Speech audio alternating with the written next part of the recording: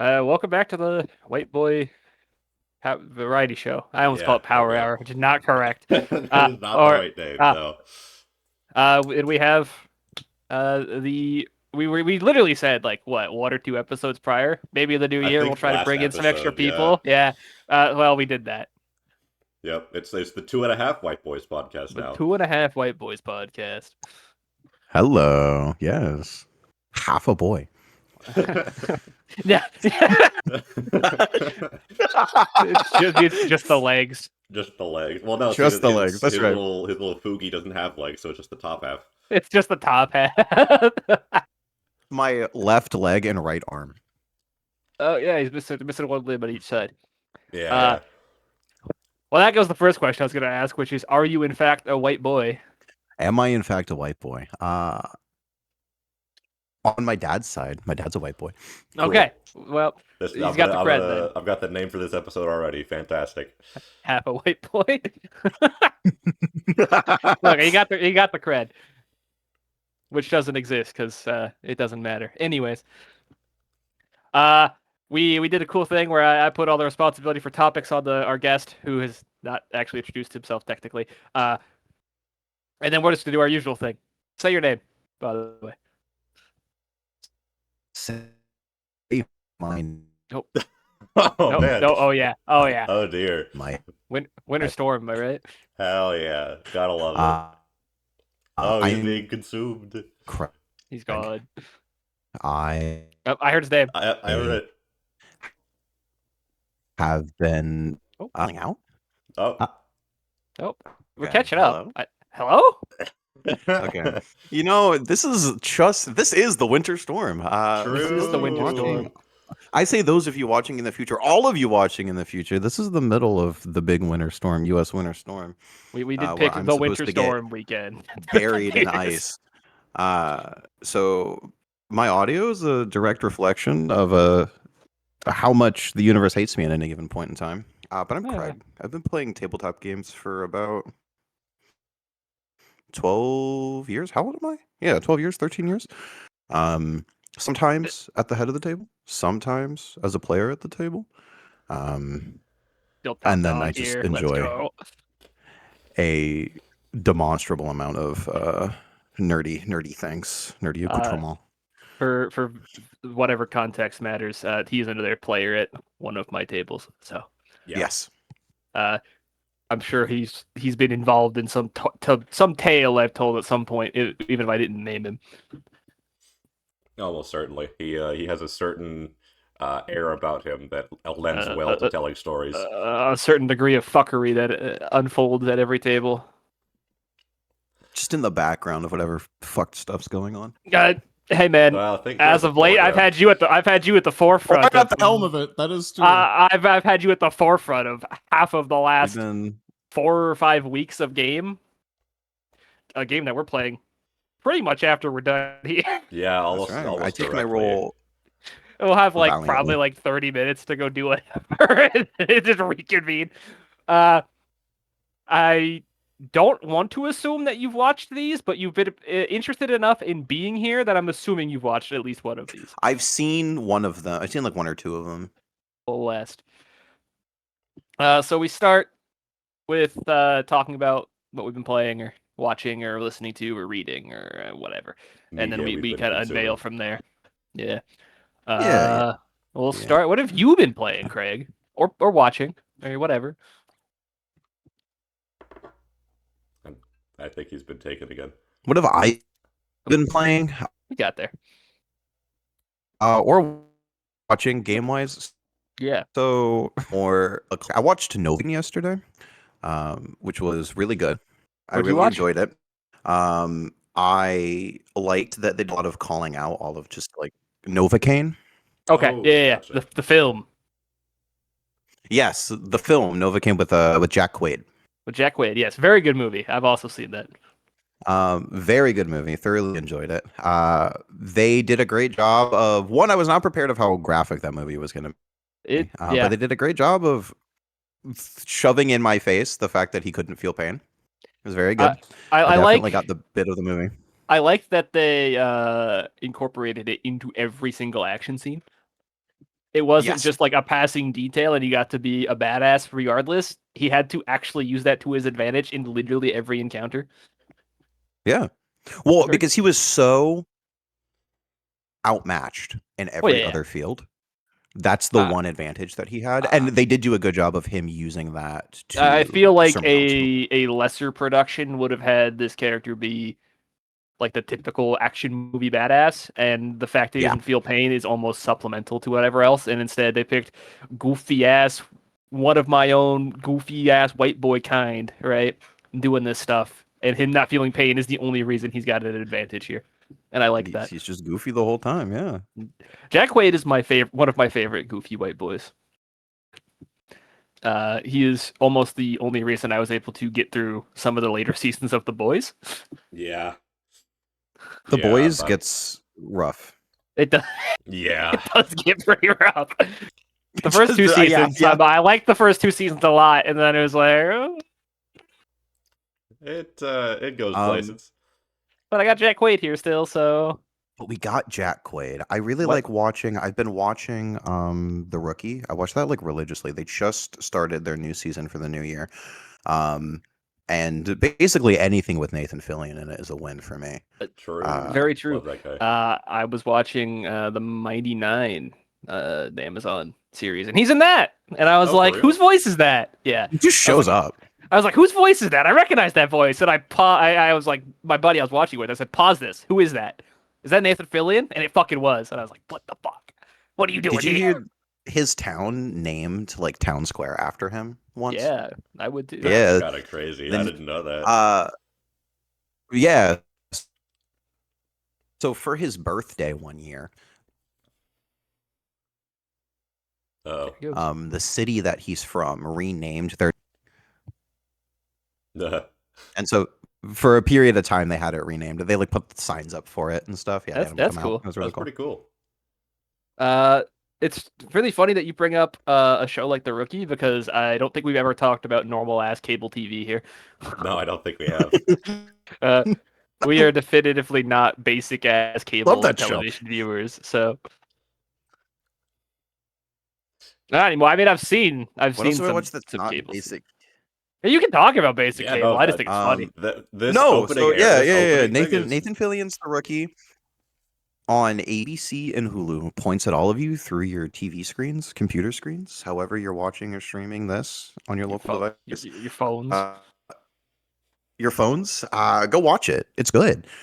It's campy, but it is good. Like I can have this on in the background and not be like horribly like I can do something else while I'm watching it, and it keeps me entertained.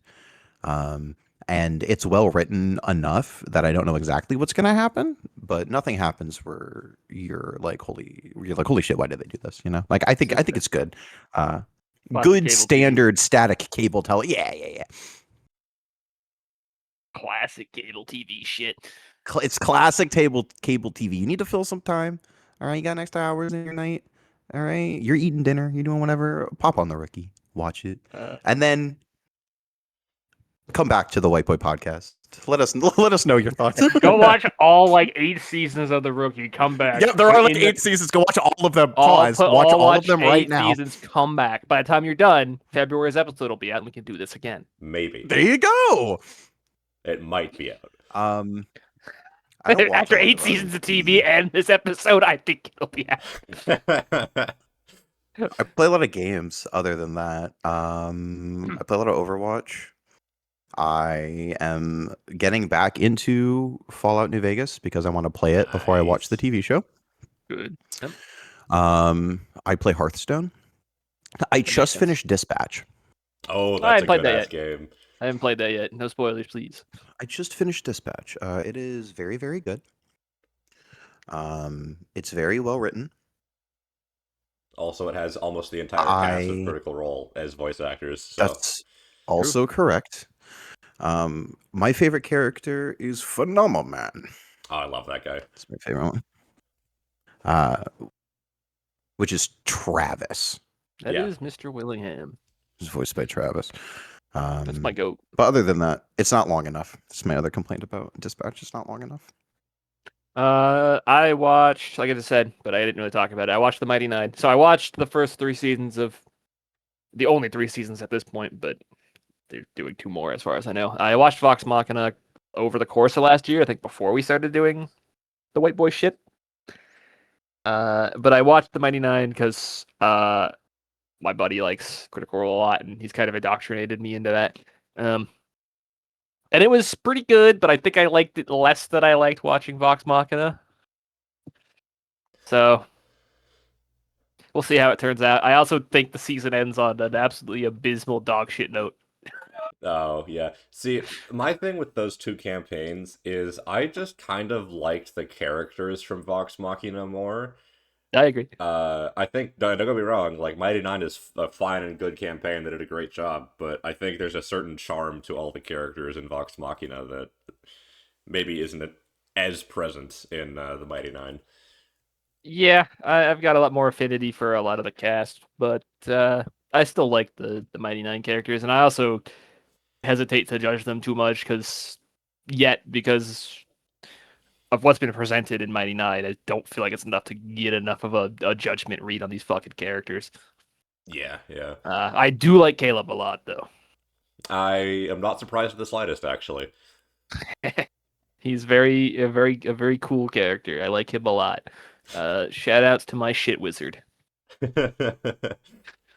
Uh, There's a but I joke. did. There's a joke there somewhere about sad white boys moving together, but you know. Hey man, he's one of my kind. Um, but I think it flowed a little less neatly than Vox Machina did, and I'm guessing that has something to do with the story they're telling. In a grander picture, it'll make more sense, but with just one season, it did not flow as well as even just one season of Vox Machina did. It felt very like just watching season one of that felt fairly compact, right? It was what it was. There was more to tell, but what there was presented in a way where if they didn't get renewed, it would have been fine. It wouldn't have been a problem. And they are clearly more confident this time around. So leaving off of the note they did with so many loose strings, I'm like, this didn't feel as fulfilling to me. Still very good, still very fun. Quality's still there, but just a little less enjoyable. At least in the short term. Maybe as a big picture thing, I'll come back around and be like, oh, actually, this is great. Yeah, I hope so, because I do love all the stuff that Critical Role puts out, even if I do have favorites. So I hope it turns out well, because I think there's a lot of potential there. I'm fairly confident that even if it doesn't match as much as I like Legends of Vox Machina, that this will still be really good all about. Because like I'm complaining, but I watched an entire season of this shit, and these are 40-minute episodes, so it's like kind of a time commitment, Yeah, yeah. And while I think I like the cast of their first campaign better, this is still good cast. So I'm not really too worried about it. I think in the long term, I'm pretty sure we're getting another season by the end of this year we're in now, so we'll see. Yeah. This is where Looks I'm a pretty good. bad D&D player, and I haven't watched any of the Critical Roles. I haven't watched their live. I haven't watched them live at the table. I haven't I've never seen watched a full campaign the live. cartoons. I've watched a lot of recaps and stuff. I do recommend the cartoons, ignoring the D&D stuff, partially because it's for rights reasons divorced from the D&D stuff a little bit. Okay. But they are Yeah. very good shows, just ignoring the dice connections. Yeah. They're Gotcha. reformatted to cut out certain things that don't fit the new format. They're reorganized to fit this format. The character arcs are streamlined to make sense in the format that they're presented. They're also very well animated, and naturally very well acted. Yeah. They also have the shows have the benefit of removing He Who Shall Not Be Named from the first set of episodes. And they've got a better a good. They have foresight now. They know what's gonna happen, so they can make things a neater package, which isn't a problem for a campaign because you're watching a tabletop campaign, which you can't really do that the same way. But the TV show. Yeah. So I recommend it. If you got Amazon Prime, you can just go watch it. I don't know if you do or not, but it's just there. Yeah. Or if you have a Yeah, Highly I'll decent watch recommend. internet that. in general, you could probably find it somewhere. But also support them because they're Yeah, no. good people. This is one where I'm not here to pirate that shit, even though I watched it through somebody streaming it to me on Discord. But that's besides the point. I mean, That's not that's pirating though. basically It's the not same thing pirating as just though. like sitting in a room with someone and watching it. I think that's Yeah, fine. it's the closest. It's You're close I can get. supporting them by proxy, Yeah, absolutely. so it works. Um, and then I've been playing more Baldur's Gate. I finished my run, turned around, started working on it some more, trying to get the last of the achievements because I might actually go through and get all those. The honor mode achievement is separated to a separate list in the PlayStation, so I can get my platinum and not have to do honor mode. Yeah. No, I've done an honor mode run and that shit is abysmal. It's I so was I was annoying. looking at what the bosses do, like their legendary actions on honor mode, and what the fuck? No, for real. I okay, I say this as someone who intentionally makes everything he plays more difficult. I kind of despise honor mode specifically because I also like save scumming when it comes to dialogue and I can't do that. Yeah, I'm not sure I'm ever gonna do one of those. If I do, it'll be when I got a PC that can handle it. Yeah, I think the only time that I'm ever gonna like, because I never I failed that honor mode run. I think I died to the Avatar of Merkel. Um, Yeah. He does just have an extra fuck you button in honor mode. yeah. So I think if I ever do like a proper honor mode run, I'm probably gonna do it with like a full party of actual people. That sounds like it'd be more difficult to me, to be honest. Well, sure, The more probably, the but more element of human error you can introduce, the more that's gonna be a pain in the ass. yeah, probably. But you know, at least I'll be able to be angry with other people. Um, It's your fault. Fuck you. yeah, no, I can blame someone else instead of myself. It'll be great. Um, I've been consuming a lot of media recently. Oh, oh, brother, he's consuming. I'm consuming. I guess I'll start with what I've been Save watching. some media for the rest of us. No. Yeah, Uh, yeah. Have some media for me, bro. I've been watching. The season 2 of Frieren is coming out. That's been really good. I'm a sucker for that anime. It's one of my favorites of all time. It's my only real gripe with it is that they're doing weekly releases instead of releasing it all at once like they did the first season. Um, but it's still really good and I don't mind waiting. I've also I think there's only the one episode out so far, but Jujutsu Kaisen has been putting out new stuff, and oh my god, it is so good. Uh, as someone who's both a One Punch Man fan and a Jujutsu Kaisen fan, uh, JJK is eating good while One Punch Man is suffering. It's kind of crazy seeing. I don't even know if they're the same studio, but they're like One Punch Man. You've got like you can tell that they cut so many frames because there's like the same repeated sky shot for like several different episodes. There's this one scene of a guy sliding down a hill where it's just a PNG of the guy moving down a slope. And then you go to One Punch Man, or not, sorry, to JJK, and it's like all of a sudden I'm watching an actual animation, and it's really, really good. Um, Also, they kind of, I'm almost certain it was supposed to be like a jab at One Punch Man because there's this one scene where a character does just slide at another character, and it actually looks good. And then I guess in terms of games, man, that's a list. I started playing Schedule 1 with a buddy of mine. Yo, let's fucking go. That has been really, really fun. We kind of we split it up so that he was the front and I was the cook. Uh, Yeah. and man, let me tell you, that was a lot of fun. It was also always really funny whenever we would have to like go to the black market and we both just like, hey, do you mind if I shoot the cops out front of the black market real quick so we can just come and go? And it was like, yeah, we man, we shot so many My fucking cops my in that game. Hell yeah. My buddy and I just put a card for the police. I'm sure he's passionate at this point, but we put a card in front of the door of the police station and literally only had to worry about the occasional randomly spawned patrol. That's kind It of was so funny. I don't nice. think we ever did Uh, that. so we ran around and we were making such a good amount of money selling weed in the game that we didn't move on to anything after that for like literally like we took a break and came back like months later to start playing with the harder drugs. So we just had a point where we were running around selling weed that turned everyone black, and we just converted the entire town's population into like when I say black, I mean like crayon black, Yeah, not like no, skin like color. for those who haven't played, it is straight up like midnight crayon black. Yeah, it's like crispy, like just charcoal black, like a crayon. It's crazy. The entire town looked like a little walking crayons. It was awesome.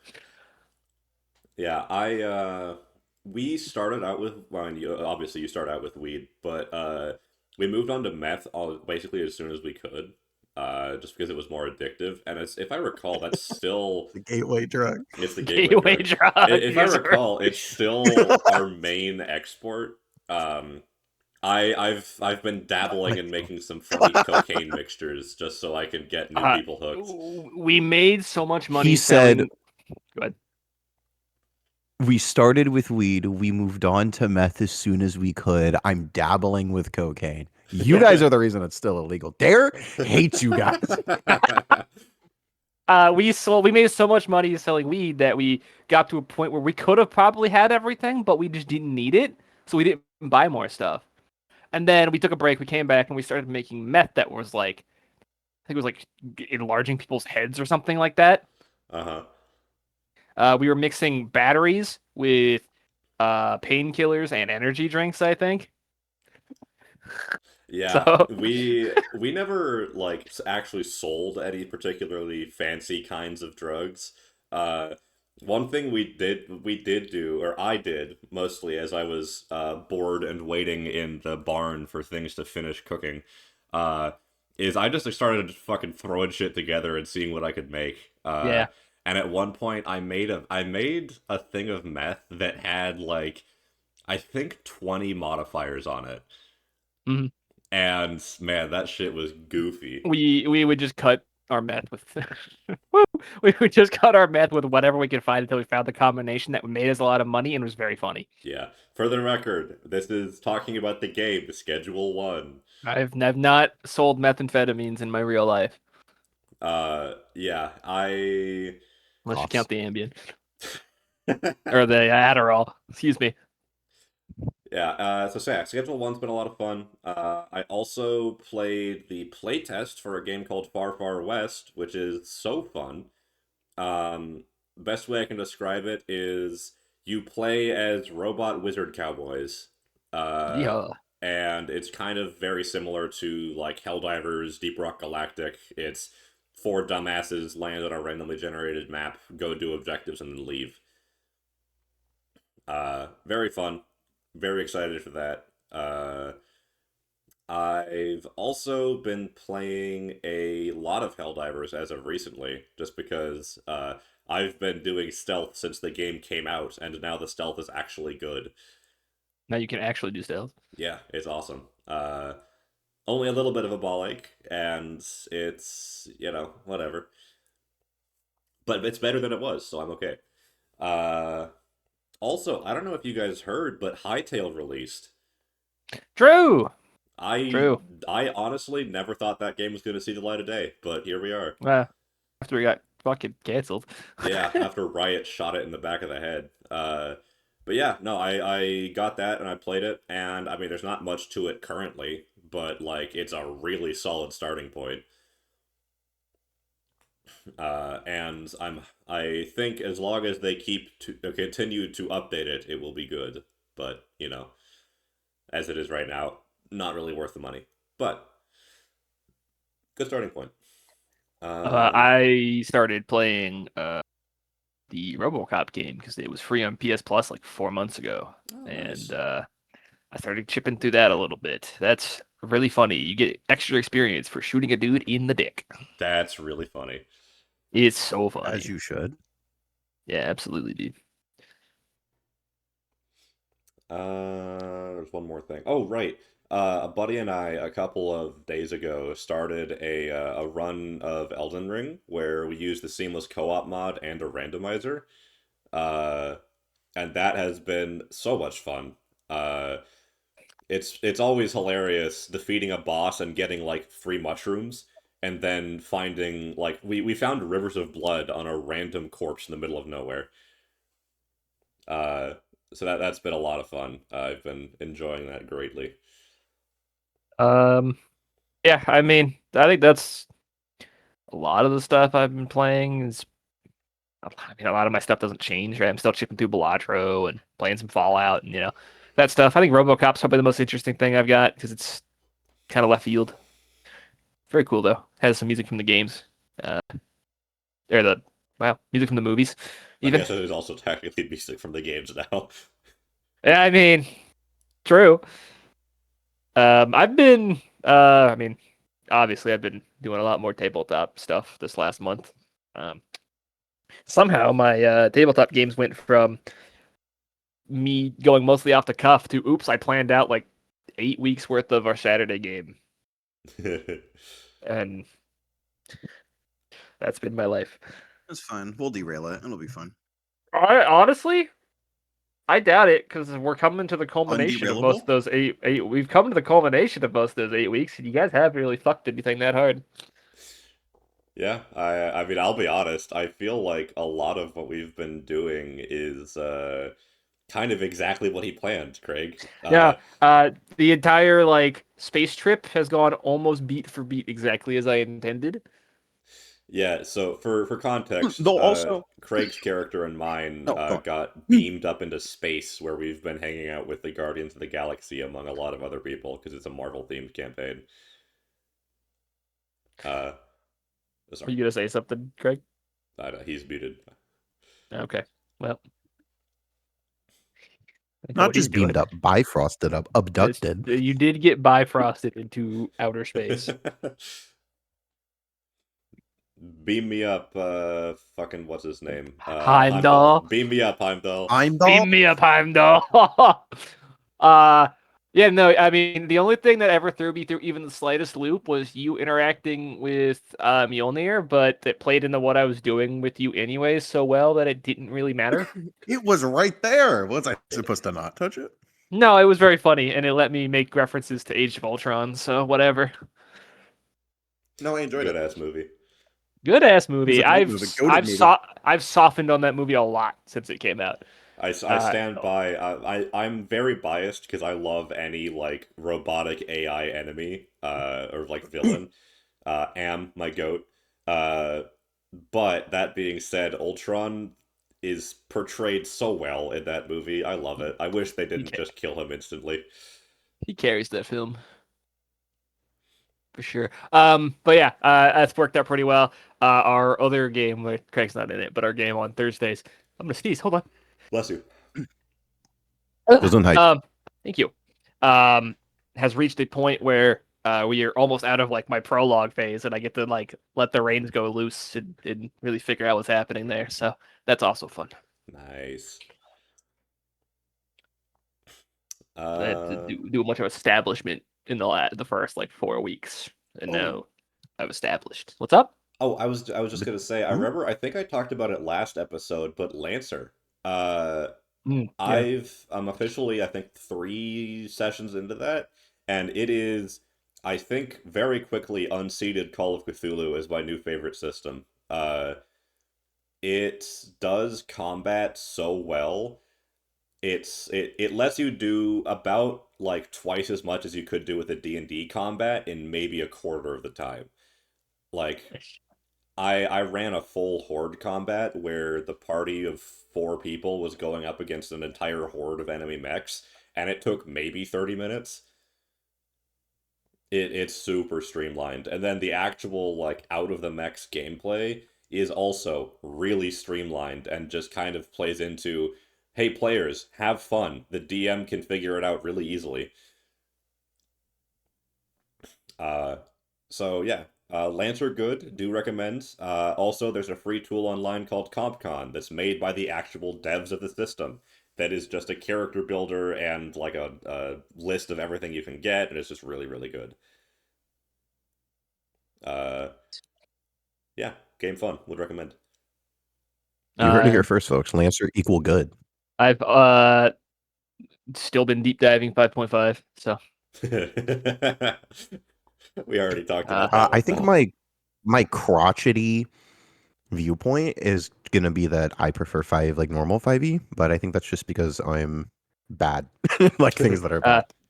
yeah, everything I look at 5.5 is just 5e, but more modular, which is nothing but a positive. The core of 5e is still functionally the same, and it just makes things more diverse and interesting and long-term flexible, and it really does a lot to prevent the rule set from getting stale that I think 5e had a problem with. I have to And play it.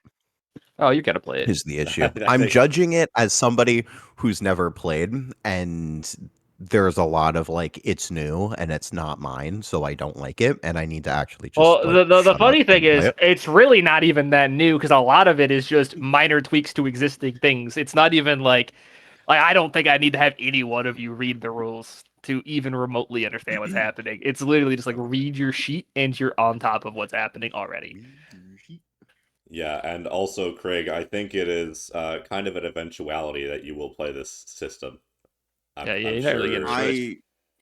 Well, I mean, the way that this is going, Saturdays is going, then yeah, we are rapidly heading towards that. It's I'm not running next unless our no, other it's after guy. Mass Effect, right? Yes, it is probably I'm after so Mass fucking stoked Effect. for Mass Effect. I don't know if you can tell by my avatar, but I love Mass Effect.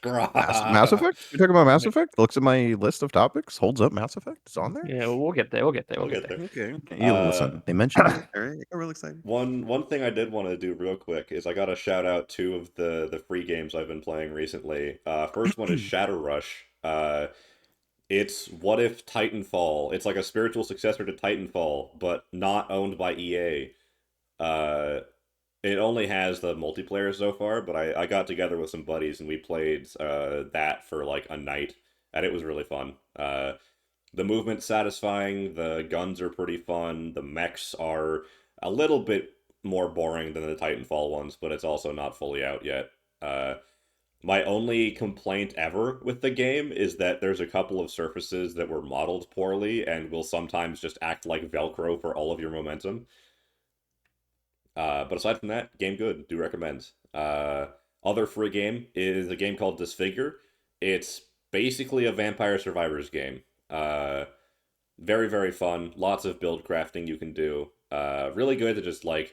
I've been using it as a time waster. Like if I'm waiting for someone to get on, or if I'm playing Baldur's Gate 3 and waiting for 30 minutes for my turn to come back up, then I'll just play that in the background.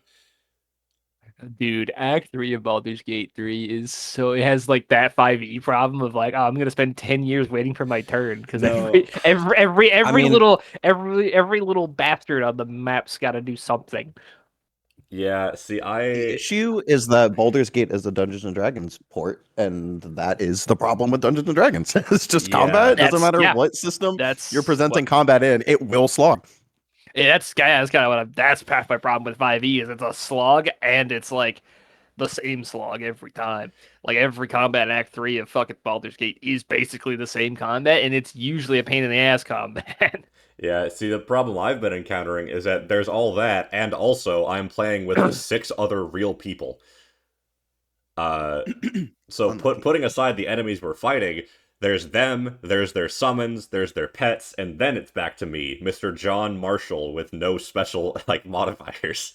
Yeah, Yeah, John Marshall. goofy ass played on martial class in base 5e. Get fucked. I mean, it's a modified martial class, so I have some fun toys to play with, but like ultimately, I move, I hit, I end turn. I wait for 30 minutes for it to come back to me. Yeah, dude, you're playing 5e martial. That's how it goes. Have fun. Yeah. Get out solitaire, brother. Or Disfigure in this Fight case. Fun and game. Fighter Man. Yeah, that's pretty much all I had though. I've been replaying a lot of the other games that I've mentioned before on this podcast, but it would be easier to mention the games I haven't been playing. Yeah, that's kind of the problem is I've been playing a lot of the same shit. So. Yeah.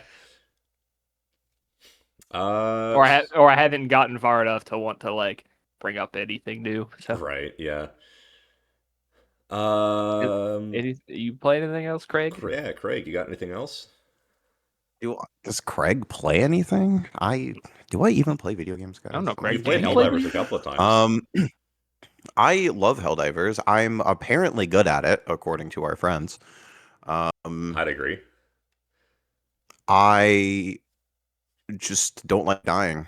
I mean, Helldivers is what I have the dog that flies around, Yeah. The friendly and fire shoots non-dealer. everything. Yep, Yeah. for you guys, yes, that He sucks. bit my ass. You don't bite. The Yes, you dog do. doesn't bite me. All right. I use the Constitution because it's the best gun in the game, and you can't tell me otherwise. Yeah, so for context, And this man intentionally nerfs himself and still kind of frags out. it's only a nerf if you're bad. True. It was a polar opposite approach to how I'm playing the game, which is I'm gonna chuck this 380 and then walk away and let God sort it out, just like how I play Dungeons and Dragons. To be honest, I chucked the 380 and then dive into it because no. the dogs won't bite you if you're nice to them. I'm gonna just chuck it. I'll spray some fire, turn around, leave, go spin like a rotisserie chicken for 40 minutes, and let God sort it out. Yeah, see, I'm kind Um, of the polar opposite of both of those, where I spend 5 minutes methodically picking off bots from a distance and then go in and just destroy the fabricators uncontested. Uncontested, brother. We played a couple weeks ago. That shit was not I uncontested. didn't have stealth at the time. Yeah, likely story. okay. I'm about halfway through Halo 2 with a friend of mine, Nice. Oh, fun. and I'm really just enjoying the story. That game's Um, story is the best in that entire fucking it's franchise, which is crazy. I have just been kind of coasting through. Like, and Halo is fun to play mechanically, but I've been enjoying just watching the cutscenes and experiencing the story more than I have been actually playing the game. It Which it's it's got a nice to just very good kind of. story. It does, yeah. It's nice to just sit there and enjoy the world building. And then Back they when Halo was solid. kind of flushed all the shit they built up in Halo Yep. 2 in Halo 3. Yep. My goats. And in a throwback to 2004, I've been playing Zoo Tycoon 2. I'm sorry, like Halo 2 isn't a throwback to 2004? Wait, Halo 2 came out later than that, didn't it? No, sir.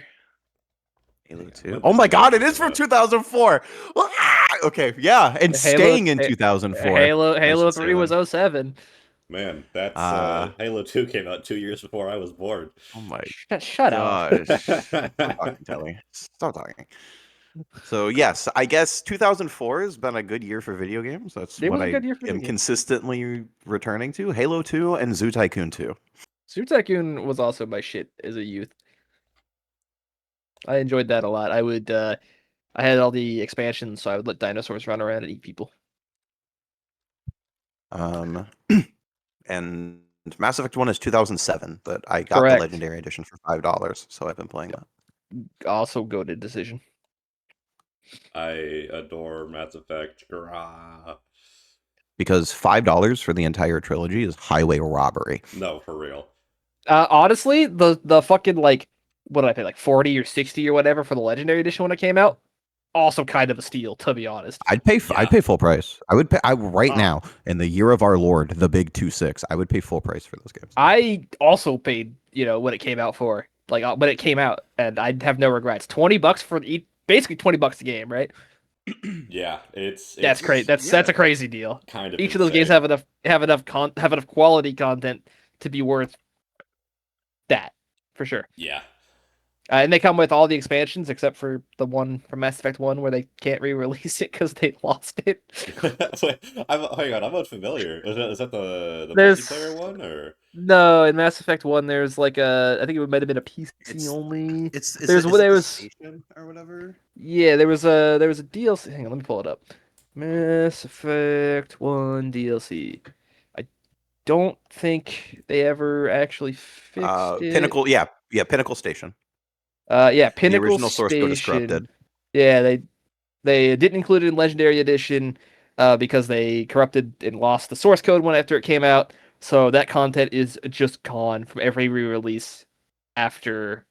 If you have the original Steam version of Mass Effect 1, you can download it separately and install it in your game, but it cannot be installed on the Legendary Edition. It can never be re-released because they have no way to re-release it. So all they've got is the packaged installer for the original PC version. That's kind of hysterical, actually. I And love probably the Xbox copy, I guess, as well. when games are just like MacGyver spaghetti coated together. So that is the only piece of DLC that is not in the Legendary Edition anywhere. That's kind of. I didn't know that. That's kind of funny. Yeah, All it's kinds of stuff. it's pretty good. It wasn't like a huge DLC or anything. It was just like a couple of extra like, combat missions or whatever. But It it is very was fun. like the Mass Effect 3 one where in the Citadel DLC you can go to the shooting mini game. It's like an arena. Yeah, Oh, it's like gotcha. that. Okay, It's just like that, except It's made in yeah, 2004, 2007, whatever. 2009. 2009, 2009. The DLC came out in 2009. True. Yeah, that one. Point to you. What he said. So you'll never get to play that, but the rest of it's there. And the rest of it's very worth it. I also got it for $5 when it was on sale once, and I'll be honest, I kind of wish I could go back and pay full price because that's a good ass game. Easily my favorite of all time. You heard it here first. In this economy, he said he'd rather pay more. Damn, yeah, no, I straight up, I am a broke motherfucker in college, and I would rather pay full price for that. you know what can't buy anymore? Was that Anthem. true? Man, it's so crazy the amount of Destiny killers that came out, and then Destiny And ended then up died. fucking killing itself. John, I'll take bad games for 500. What, Destiny or Anthem? Because yes. Yes. Yes. Yeah, it's really funny because like so many games came out and everyone was like, "Oh, this is gonna kill Destiny," and then Destiny said, "No, I'm gonna do it first," and shot itself. Not if I kill myself first. That's right. Not on your own terms. Could never be my goat, Warframe. Could never be my goat. One of these days. Tell me you're talking about Overwatch without telling me you're talking about Overwatch. Warframe's gonna outlive us all, brother. No, 100%. Warframe. Also, My brother it's really funny plays to me. Warframe. Pardon? What was that? My brother plays Warframe. He was super into it when I was growing up. Yeah, man, it's really funny. I think the funniest part of it to me is how in tune the devs are with their community. Because, like, they all actually just play the game, like, separate from anything else. And they know damn well how horny their fan base is, and they regularly comment on it. That's crazy. That's crazy. He's jumping right into it. Anyway, before I go on a Warframe tangent, we'll save for another episode because our wonderful guest has prepared some interview questions for us. The Warframe jiggle physics episode? Brother. It's more likely than you think. It just exists. That's just a thing. I've seen Warframe gameplay. Yeah, I'm familiar with the game. Well, we've talked about it. Like there's some ass there. Complimentary. Quite a bit of it. All's fair in love and war. And there's both of that. I think that's literally the name of one of the missions, actually. Hey, my mail just got here. Oh, nice. Anyway, before I get lost on another Warframe tangent, Kraig. You brought questions. Me? Or topics, I should say. Pulls out my list. Well, one of those was Mass Effect, which we briefly touched on, and we can scoop Yeah. Throw it out there. back towards.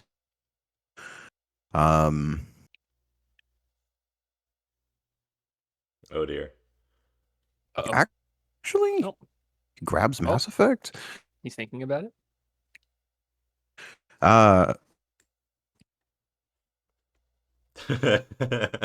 So you're all familiar with the with the I am familiar with the letter T, yes. I've used it many times. It's in my name, as a matter of fact. Oh my god! Oh my god! I think you're back. You're back. Was I lagging that bad? Oh yeah. Okay. It happens like every once in So a while, pretty bad, and then it's perfectly fine for like 40 minutes. yeah, that's fine. You can blame the weather. Thank So you, we've seen Hurricane. the teasers for Mass Effect, right? Oh, The yeah. hurricane, the winter hurricane, the the Geth face or whatever. We think it's a Yeah. Geth Yep. Yep. face. Yep. I actually hadn't seen that, but We pop think off. it's There. a. So there's a Uh, poster that got released a couple of years back on I'm N7 putting it Day. in chat. Yeah. Okay. It's a crashed. I forget what ship it is, but it's a crashed like a crater. It's like a landed. Yeah, yeah. Yeah. There's a crater, there's a landed ship, and then if you look, it's in the shape of a Geth face. And I believe, if I'm recalling correctly, there's a bunch of dead Quarians around in the crater. You kind of have to squint, but it's definitely there. Uh, and then And there it just was says Mass Effect will continue. That's what it says. yeah, and then there was a bunch of other stuff that's come out, which is kind of so all of them seem kind of unrelated. Like there's one with an Asari who's I think it was Liara, wasn't it? I think the consensus is that it's Liara. Yeah, yeah. So there the poster had or the Oh no, video. the lady, yeah, the Yeah, yeah. lady's definitely Liara. Yeah, so there was a video that had Liara in it, and she's like finding she finds a dead Reaper, uh, and there's been a bunch of stuff they've released for it, um, and then I think it was this most recent N7 day they said that oh by the way all of the stuff we've released is all connected and does like is important for the story, Hmm. which is kind of insane given how seemingly unrelated a lot of them are. That being said, in a meta sense, I'm a little worried about Mass Effect 4 because EA got bought out. And there's a lot of themes in the games that I do not think the new people who own the company will like. Well, that's where I kind of retreat into the hovel of after Andromeda, uh, Mass Effect. There's already a part of my psyche where Mass Effect is dead. And the game ends, like the series ends with destroy ending of 3, and everything else doesn't exist. So if I have to just keep living in my universe where whatever comes next is expanded, whatever, not realistic, my head in the ground like an ostrich, that's cool.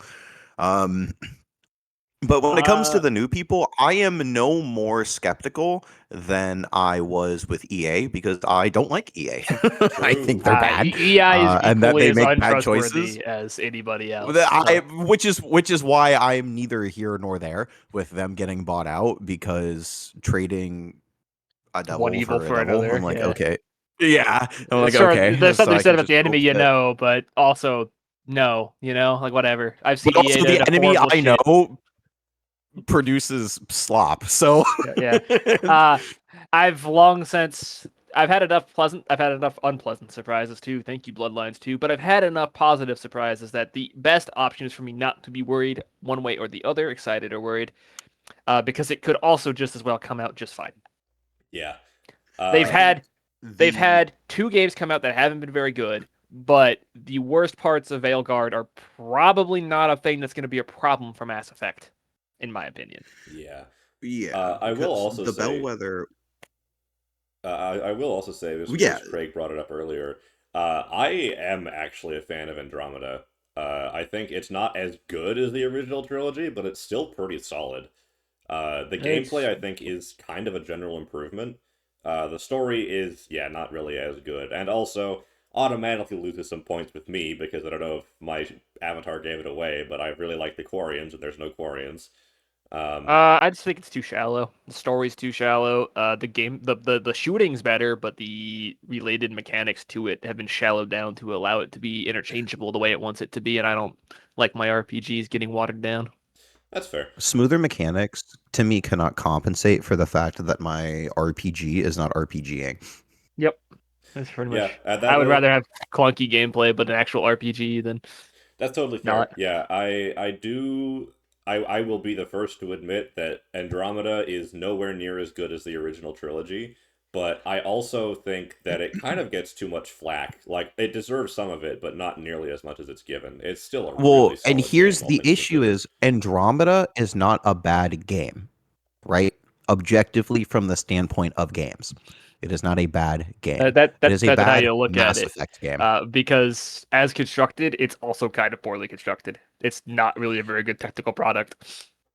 That's well, I think and I guess I'm looking in it's the grand scheme of like there's so many games that are worse than Andromeda yeah, that just the from rough the rough part Well, about it is that it has to measure up to the wild success of the Mass Effect trilogy, so it automatically looks a the little worst worse. part about it is it came from a dev studio who has historically averted the issues that big RPGs have. You know, they don't have the Bethesda issues usually of like this game's a buggy fucking absolute disaster mess. Like there's bugs, sure, but it's not got the Bethesda problem with their big open RPGs. Andromeda did, but I mean like when you compare it to everything else BioWare's made, Yeah, not really the same level of historic issues. there So were that coming out of BioWare is like, okay. there were some pretty fucking hysterical glitches in Andromeda when it first released. Uh, like it was. because it wasn't Oh It man, still is. yeah, yeah. it wasn't big studio, right? It was like their secondary studio and the main studio was making something else. Anthem? Uh yeah. But it at the end of the day, if you're slapping your name on it, you're slapping your name on it. Because Oh, well, yeah, that's they didn't I mean, because like when Rockstar has a different studio make a game, they got labels for it, Rockstar North, et cetera, et cetera. But these guys, you know, it was just this is BioWare, so and the main studio also had to come in and course correct that game at some point, from what I understand. So they at some point decided it was good enough to stamp their seal on it, and it wasn't. Technically speaking, it was not. and then we come back to me sticking my head in the ground and pretending that it's not a Mass Effect game. I had a problem calling it a Mass Effect game. It's just not as good as I wanted it to be, and it has a lot of issues. It's between that and it being so disconnected. I think I being just disconnected is in its favor. Uh, for the follow up it wanted to based on the be, way that it ended out, yes. I think just telling there's a risk of running into a rut of trying to connect your stories to a certain event in your series that turns into a problem at a certain point. Yeah, the Shepherd stuff's a big deal, but it's also relatively speaking kind of centralized around this 3 to 4 year period of time, and it's said and done. Yeah, the Reapers have their cycle, spoilers, but focusing too much on that and trying to tell instead of telling other stories leads you into a problem at some point the longer your series goes on because the more you're eventually gonna get really tenuous connections, and I like the idea of them just taking the universe and doing something else with it. Yeah, one thing that I really hope for the new Mass Effect, I don't, is it Mass Effect 4 or 5? Because technically Andromeda was 4. Uh, Uh, whatever. The next Mass Effect game. There we go.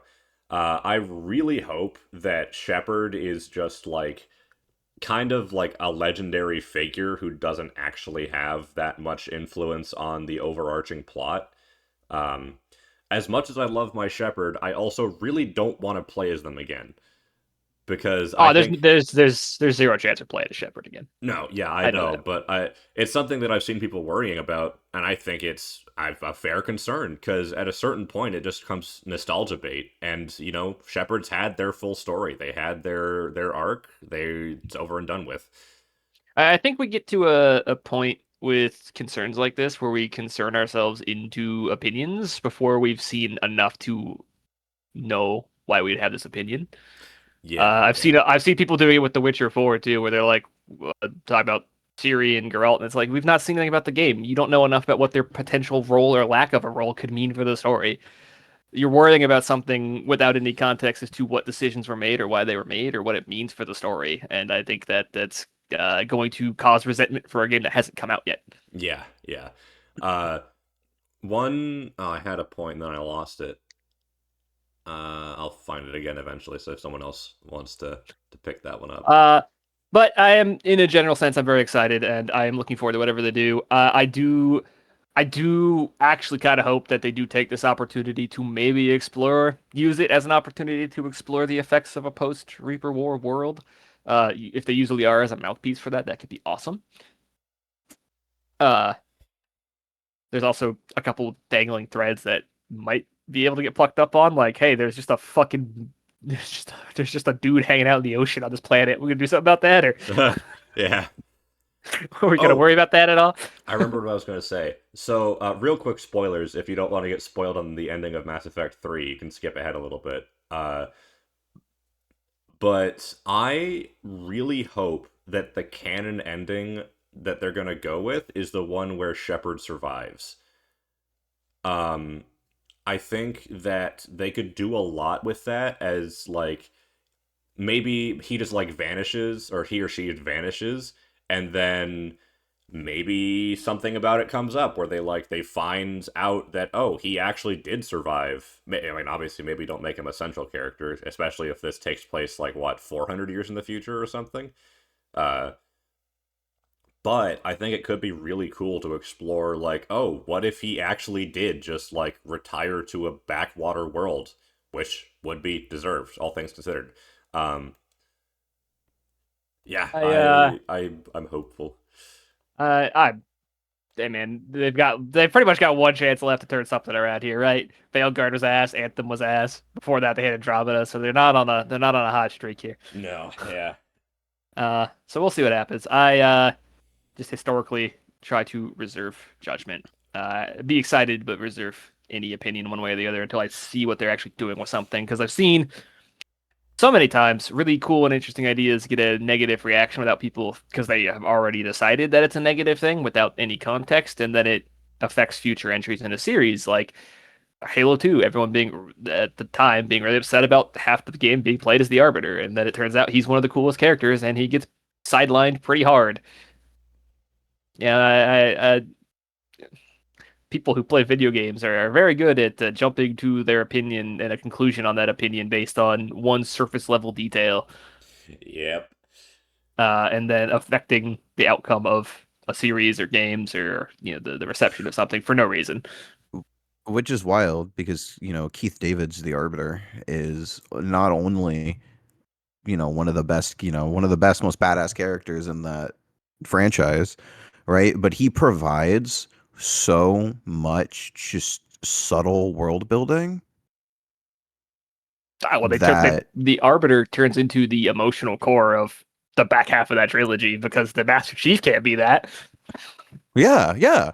But just like to think that something that, and to the credit of the point that you were making, something that is so profoundly a positive for the series getting sidelined Yeah. like that Because because of the temperament so of the consumer. nerds are the worst of consumers of all time. They have the most fickle bullshit opinions on anything, and it negatively affects like every product, every time. And it did it to Halo, and it will probably do it to 800 other things. And Yeah. so Has we had happened and will continue to happen. to Deli's earlier point, it also kind of happened to Andromeda. There are good things in that game as well as all the shit talking I was doing. I do actually like some of the new cast. I like the idea for the story. I think the settlement building mechanics are a neat idea. But people decided almost instantly what they thought of what that game was going to be, and it didn't matter even after they did the legwork to fix it, which is what it is. Yeah, Um, one of my personal like mottos when it comes to games is that one meme of you like blank is so good, and when you don't got a bitch in your ear telling you it's and you're nasty. telling you yeah, like there's all the time. I do a lot of complaining around here, but for all that complaining, I also spend a lot of time playing the things I'm complaining about. Yeah, Because there's a lot of fun to be had behind all the complaints when you actually consider, like, yeah, there's also good things that I bring up as well, and I could And focus that's on where I those good fell on the things. sword with 5.5 earlier, where I was like, I've never actually fucking played it before. So let me hold myself back before I just start swinging on it, saying that it's Even terrible. with 5e, I have my opinions on it because I played it for like 10 years. Like I had a lot of good times with 5e. That's how I got to the point where I'm at with it. So a lot of things are a lot more fun when you don't get some bitch in your ear, and unfortunately, nerds are kind of that bitch. True. Yeah, I oh man, I think the most recent example of that I've seen, or at least the most like widespread one, was the Fallout TV show, the season 2. Dude, Dude, so many I people have are so fucking angry about it. And it's like I haven't watched it yet, but the little bit of complaints I've seen are like, yeah, some of that stuff's probably a little frustrating. Anyways, don't watch your TV show if it's pissing you off that bad, or grow up and just consume your media. Like, I I think the thing that pisses people off the most, and this is like I think the people who were making the show knew damn well that there was no good way to do any of it. Like nothing that would make everybody happy. And it's I don't want to spoil too much because you haven't seen it yet. Uh please don't. Actually, yeah, yeah. I do wanna think watch it all. I like that they haven't canonized any particular ending. They've just shown the after effects of what the courier did. And oh, I can't say that. Damn it, that would be a huge spoiler. Fuck, it's Hey one of man, my we can come back to this in like March when I finally yeah. see it. Yeah, yeah.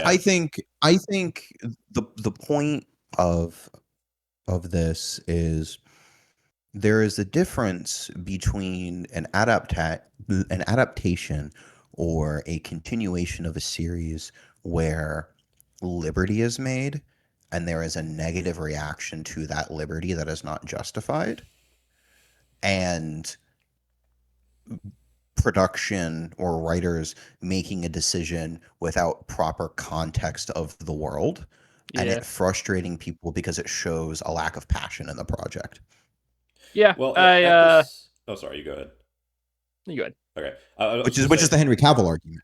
like at the same time, like I yes, I do agree that it can be frustrating when that like when people who are making a continuation of a product like just kind of pick something. But at the same time, if you want a continuation of a product that had an ending, the devs will need to canonize something because otherwise they cannot continue the story. Yeah, and I think that's the difference between like Fallout and The Witcher. Yeah. Well, in the case of The Witcher, they were just bucking like outright like series lore. That was, I think that's a little different. I still don't think that the reaction is really that justified because you just don't have to watch it. Like whatever, grow up. Half you I mean, motherfuckers are yeah, like 40. ultimately you don't have to consume anything.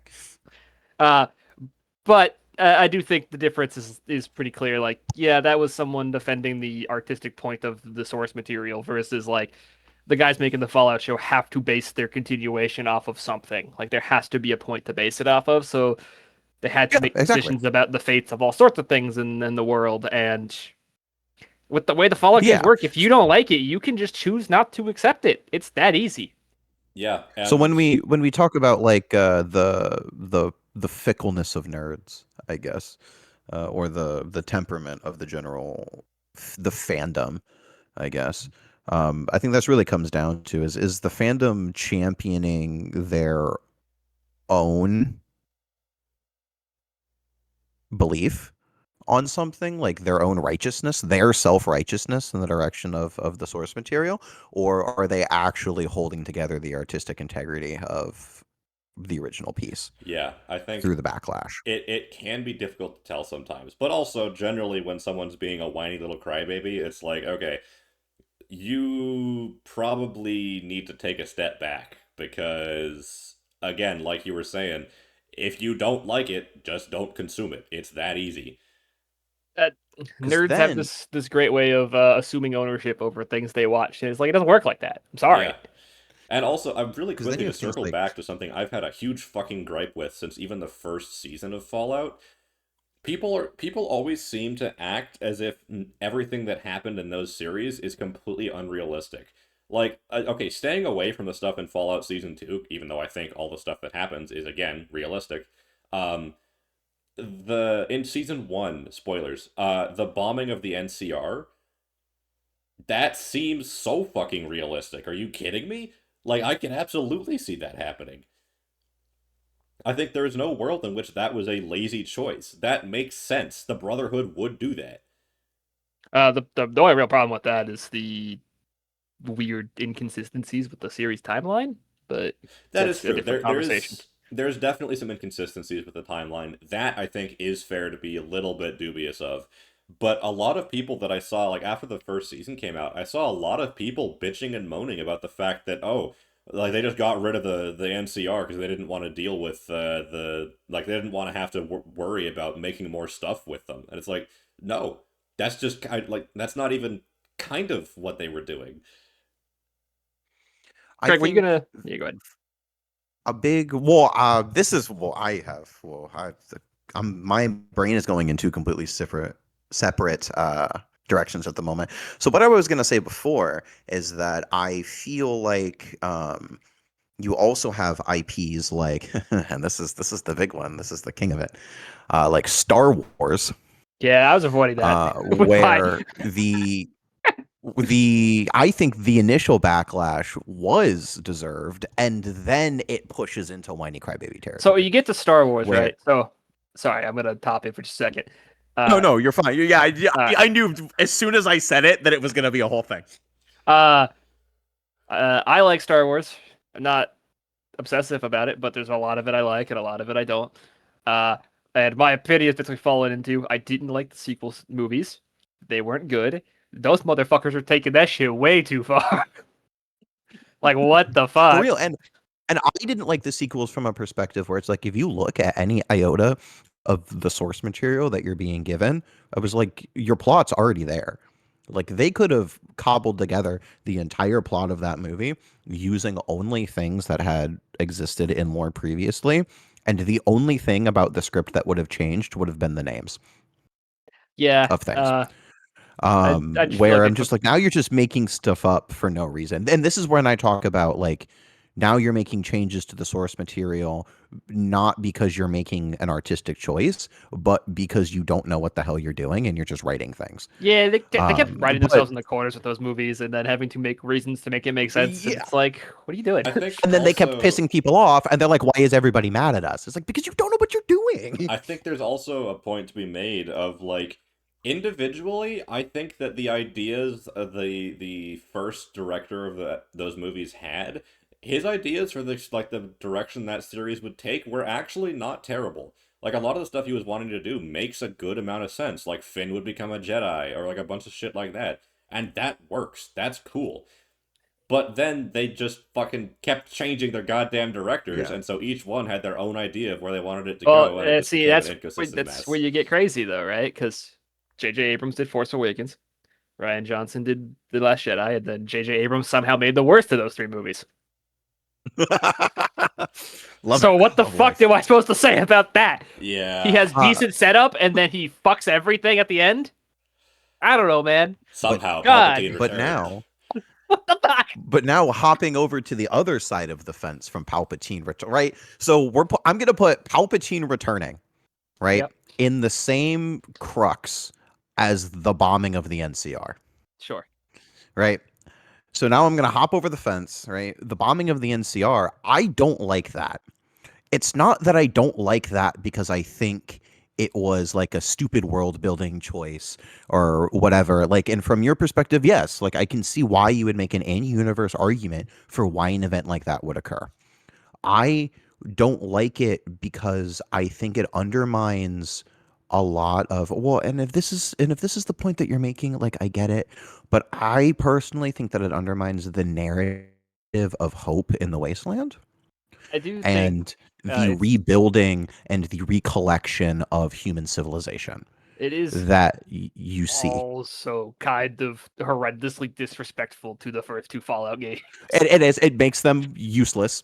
Yeah, it It really makes them devalues a whole like half of any bit of the Fallout 2. development into Shady Sands or anything like that. And even then, like, why am I invested in the NCR in New Vegas if I know that they're just gonna be kaput in the Fallout Uh, show? Yeah, it I do want to clarify. I say this as someone who is a huge fan of the NCR. I think that, I mean, if I'm honest, I think they're probably the best ending for Fallout New Vegas, but uh my main beef, because I agree, I think it does fuck with a lot of the messaging that the NCR kind of represents of like, yeah, we can rebuild.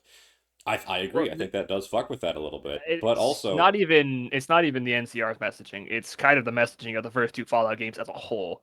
Half of the package of those games is enough time has passed that things are starting to rebuild. There is proper ass settlements all over that portion of the wasteland, and the NCR is partially responsible for that. So taking them out that way kind of just deduces the entire like thematic point of not the entire, but a That's portion of the thematic I point. yeah, It's a very creatively weird choice. one of the my things that bugs me only about the games, just like the way that they're presented and stuff, is like, and in some of the games, like in the DC Wasteland and stuff, I can see that. But when you see the bombed out cars still on the roads and stuff like that, it's like you're telling me after 700 years, nobody would clear the road, and that's when you pull out the NCR. yeah, Yeah. my only real beef with the backlash that bombing the NCR got, my only real beef with that is people saying it was stupid and unrealistic. Do I have problems with it as far as messaging goes? Yeah, absolutely. I just think people were bitching and moaning way too much about it being Well, that unrealistic. that comes to the nerds are fickle thing. The first thing anyone like on like social media or whatever wants to complain about when they complain about something like that is those kind of complaints. It's unrealistic in universe, it's whatever. I don't fucking care. I care about what the artistic messaging behind any respective choice, especially in an adaptation or a continuation, is. Like that's all that matters. And I do think, I like that show and I think it's really good. I do think that the way they handled Shady Sands is kind of just disrespectful to the whole chunk of people who were playing those games and We all the know messaging Bethesda behind those hates those games. first two games. We all know Hey, Daisy. Bethesda wants them to be Uh, gone. my dog has an opinion on this matter. Come here, Daisy. Come here. She says that she's hungry and wants a snack. That's her opinion on this matter. Dog True. goes for snack time. But I say that as like it's ultimately a minor gripe to me because when I'm going to run a Fallout game for you guys, I'm just going to ignore that. Yeah. I don't There you really go. care. It's that easy. And What the it story kind of that goes back to if you don't like it, you can just ignore it. That's the wonderful just thing about ignore it. fiction. You can watch. I'm going to continue to watch the Fallout series. Probably continue to enjoy it, The and second then season was really good. I'm going to not care. I'm going to start.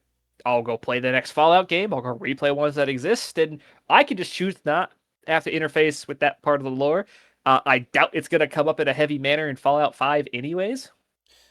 Yeah, So I just accept that it's not a thing in my headcanon. That's man, back in my day, we would just headcanon out shit we didn't like and ignore it. yep. And one thing oh man, I can't wait for you to watch that show so we can talk about it. There's one specific event that I think you and I are gonna have a field day with. Um and none of this invalidates like yeah, I think the creative choices weren't necessarily the best, but nerds think I'm not grouping myself in with nerds for once because my least favorite thing are the way that people who enjoy our hobbies interface with things related to our hobby. Where they simultaneously dig into every little detail and show zero media literacy. Yeah, it's crazy because it's like going to Star Wars. I have massive problems with that sequel trilogy. I do not like it. There are things that have come out since it came out that are technically canon to it that I like. I don't like a lot of it, but like, damn, guys, it's also not that serious. Yeah, for It's real. just not that serious. It's also not that serious. That is It true. the end of the line is like none of this shit is that serious. Yeah, it can be serious to you in that it's important to you personally. I have very good memories of watching the original trilogy with my dad. Neither one of us like the sequel trilogies, but it sure doesn't invalidate the time I spent with everything else in this franchise that I do like. It just doesn't Yeah. work that way.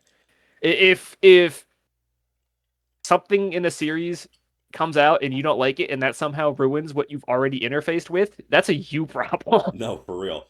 Like there comes a point when it's like you are letting something ruin the rest of it for you. And Yeah. that is just a you problem. You can just not do that. That is a thing you're supposed to grow out of when you mature. And people who interface with our hobbies have a really big problem with that. It is crazy because it's like yeah, I really didn't like Dragon Age Veilguard either, but I like the other 3 games in that series, and I'm gonna keep replaying them. And if another Dragon Age game comes out, I'll probably try that one too, because I might like it. And then there's just one blip I don't like. It's not that serious. You'll live. I promise. And that's coming from the guy who It's complains about damn near every game we bring up. So no, it's like it's I'm very hard on things. Like I've got very vocal opinions and I do pick out small details that bother me about things. But usually it's because I like something. So the things that I don't like are like not always. There's things I just I don't like, but like I was playing about Baldur's Gate 3 at the start of this episode, and I fucking adore that game. I just find out things I don't like because I play a lot of it. Like I experience these things heavily, and if I wasn't having a good time, I wouldn't be at hour like 300 of Baldur's Gate. true. I can pick out details I don't like while ignoring that things that just don't matter. I, Hang on, no, sorry. Jay's ads getting bobbed sucks, but I can ignore it. It's the rest. It's in service ultimately to a story they're telling in that show that is very good. Yeah, yeah. Also, sorry, I'm checking something real quick. How many hours do I have in Baldur's Gate? Oh, God. Don't need. I don't even want to know. Oh, God. It's a lot. Is it 4? Is it 4 digits? No, but it's almost caught up to Destiny 2 as my most played game, and I played that game That's for 6 years. that's crazy. But yeah, I don't know. A lot of it just comes down to like, for people who claim to enjoy the things they enjoy, they sure seem to hate it True. and do not know how to respectfully interface with it. Like Oh, man. creators, first of all, creators should never be at any kind of risk for the things they've made. Holy Like, fuck, damn, yeah, true. if you're sending, honestly, if you're even going out of your way to tell somebody who made a thing how much you don't like it, you're weird. That is a discussion you can have publicly and with people you know, but you don't got to go onto social media and tell some film director or actress or actor or whatever that they were shit in something. I don't care. They don't need to know that. Or, here's a wild They, idea. What if you start a podcast with a friend where you can bitch about yeah, things you don't like? just do what every other nerdy white guy does and bitch about it online on a podcast because I'm not hurting anybody this way. Yeah, I think so. Another oh fuck, god damn it, I lost my point again. Yeah, okay. Fuck, it'll come back eventually. Continue. He'll figure it out. So I have massive distaste for the people I share most of my hobbies with, unfortunately. Oh, I remembered. I Uh, remembered. So the way that I view a lot of discourse about really any media on the internet is that one I think it was the Twitter post where this guy says oh, I love waffles, and then someone said, "Oh, so you yes, hate you hate pancakes?" pancakes? Yeah, I've hit Kraig with that before. Yeah. Not in the course of this discourse, but we were talking about something and he I've literally been misinterpreted hit what with that before. he Yeah. he misinterpreted something I said, so I just threw that image at him. Yeah. It was much more lighthearted than what we're talking about, to be clear. Like it was a very friendly conversation. Yeah. But yeah, that shit happens all the time. Nerds love to hear like, they see something that indicates thing 1 and assume that means thing 2 is a problem in some way. Like, what are you Like, talking no, about? motherfucker, that's a whole other conversation. What? Well, if this thing is like this, then this has to be like that, right? Who the fuck said that? Where That's is that indicated anywhere? there is no world in which that is what I am saying. I think the most recent example of that I've had was I think I was talking with someone about Arc Raiders because I've actually been kind of enjoying that game. And I was like, "Oh yeah, no, I've been having a lot of fun with Arc Raiders." And they immediately jumped to, "Oh, so you don't like Battlefield 6 then?" Because I'd mentioned that earlier. And I was like, "What the fuck?" The only way those two games are connected is they both have guns. Like, in what world was I saying I don't like Battlefield? No, Huh? I get that shit a lot because I'm hard on things and I complain about things. So I'll get like, oh, so you probably don't like that then. And it's like, no, actually I do. You're just, I like pancakes, I like waffles. Leave me alone. Yeah. I every bit, not literally every, but a lot of like online discourse and opinions about things are founded in such bad faith bullshit that it's crazy to me. I'm all for complaining about things in a constructive manner. I'll make my opinions and I'm pretty hard on them, but like, damn, guys. Yeah. See, It's my also not that serious. true.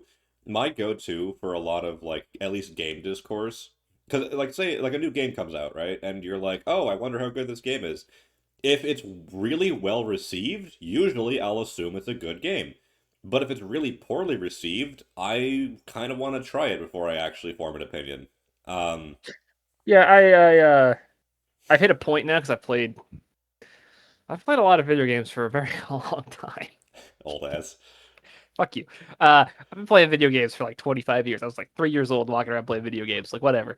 Um, Most of the time, people who have opinions on things are very bad at formulating opinions and usually hark on things they don't need to be harked on, or let their actual opinion be formulated by one or two things they didn't like. And I think that's usually a bad faith way to approach what you're watching, because not every element of something has to be perfect for me to think it's good. True. A Yeah. lot of my favorite things are very heavily flawed, but the things I like about them are done so well that it kind of exceeds a lot of the negatives. Yeah. I think that there's a certain expectation that people have that is just completely unrealistic, where everything you consume has to be exactly what you want it to be. And Yeah. that's just not how media works. People also get this assumption that things they're playing are made for them specifically, and they're not. Yeah. Nothing is made to cater to your specific tastes because nobody knows who the fuck you are.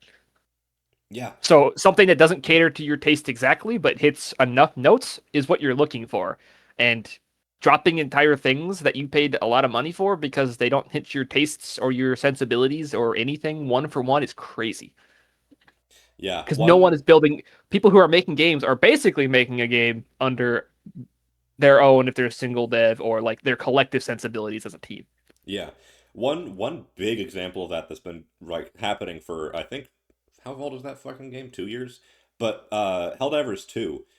The community and listen, I love most of that community, but holy fuck, I hate engaging with people on any kind of media outside of the game itself. Because the community cannot decide whether they want a like realistic, like kind of gritty shooter or if they want to be the Doom guy. And I feel so bad for the devs because the I want to community, be the Doom guy. well, yeah, and that's exactly the problem is that they can't do both. And the community, regardless of which one they do, is going to rip them apart because the community Yeah. assumes that they own the game, which I think is partly related to the fact that like the community kind of controls the story, like where the story goes. So automatically they feel a certain degree of ownership over it. When in Oh, reality, hey fuckers, it's their game. They can make it play the way they want to. Well, I mean, that's when I fight bots, and I feel like the Doom guy, and then I fight Illuminate, and I feel Warcry. like Starship Trooper. Yeah, yeah, and I Uh, feel like I'm getting thrown into the well, meat grinder. the I think that game's also got kind of an extra back foot because its style is one that attracts another particularly another group of fans of a thing that claim a weird amount of ownership over something they have no ownership over. It It's gets a lot of 40K guys in there. yeah, I was gonna say the space racists. Yeah, The space racist guys No girls allowed. are crazy at this whole like gatekeeping ownership over holy a fuck. product that you only Right, own no the girls allowed. individual instance of something that you purchased. Dude, I have so many problems with the. I'm just gonna generalize the space racist fan base. I say this as someone who is an avid fan of Warhammer 40K, an avid fan of Helldivers, and a lot of other quote unquote space racist games, right?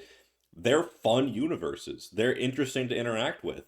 But guys, it's not that deep. You don't have to be like the amount of times I've looked at a post and thought, "Oh, that's a fun post." Like it's talking about like one of the alien species in Warhammer, and then immediately I look at the comments and it's like, "Oh, for the Emperor, this is heresy, yada yada yada." It's like, guys, this is not that Take it serious. easy. Take it easy. The 40K guys are by and large generalized the best at misunderstanding their own franchise anyways. Oh man, dude. When okay, I gotta do a brief sidebar here. When Games Workshop, and I say this as someone who despises Games Workshop and their business practices, I think they're greedy and parasitic. But They are a company. yeah, they are a company. But when Games Workshop canonized female custodes, dude, I have never seen backlash over something so unwarranted. Because, listen, was the way they did it clumsy? Yeah, absolutely. I think there is definitely a little bit of backlash warranted for doing it as clumsily as they did. But the fact that, listen, we don't know how custodians are made. They are not made the same as Space Marines. It's canon that Space Marines can't be women because of the way that it modifies their bodies, like the process of becoming a Space Marine. We don't fucking know how custodians are made. And it makes sense that it would be able to work on both genders because, hey, it was designed by John Emperor himself to make the strongest people, not the strongest gender. And there's also the whole thing of like, I can again understand, yes, it was done clumsily. I agree. I think they shouldn't have just said, "Oh yeah, by the way, this has always been the case."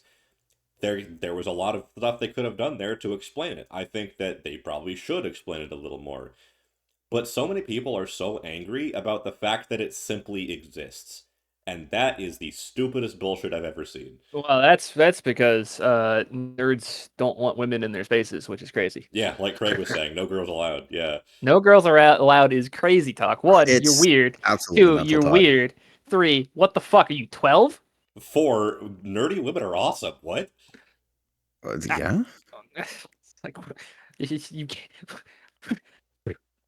What are you guys talking It's about? like Not you two. Like you in general, whether like what the Yeah, fuck? no, it's like you want no, it's people are I don't know. think my it's I like don't know. you're like, oh fuck my stupid chud life, but it's like, dude, the reason you can't find a woman is because you keep saying all these awful things about anytime you interact with a woman. You talk about women this way, and are The surprised why you're only the way you argument are.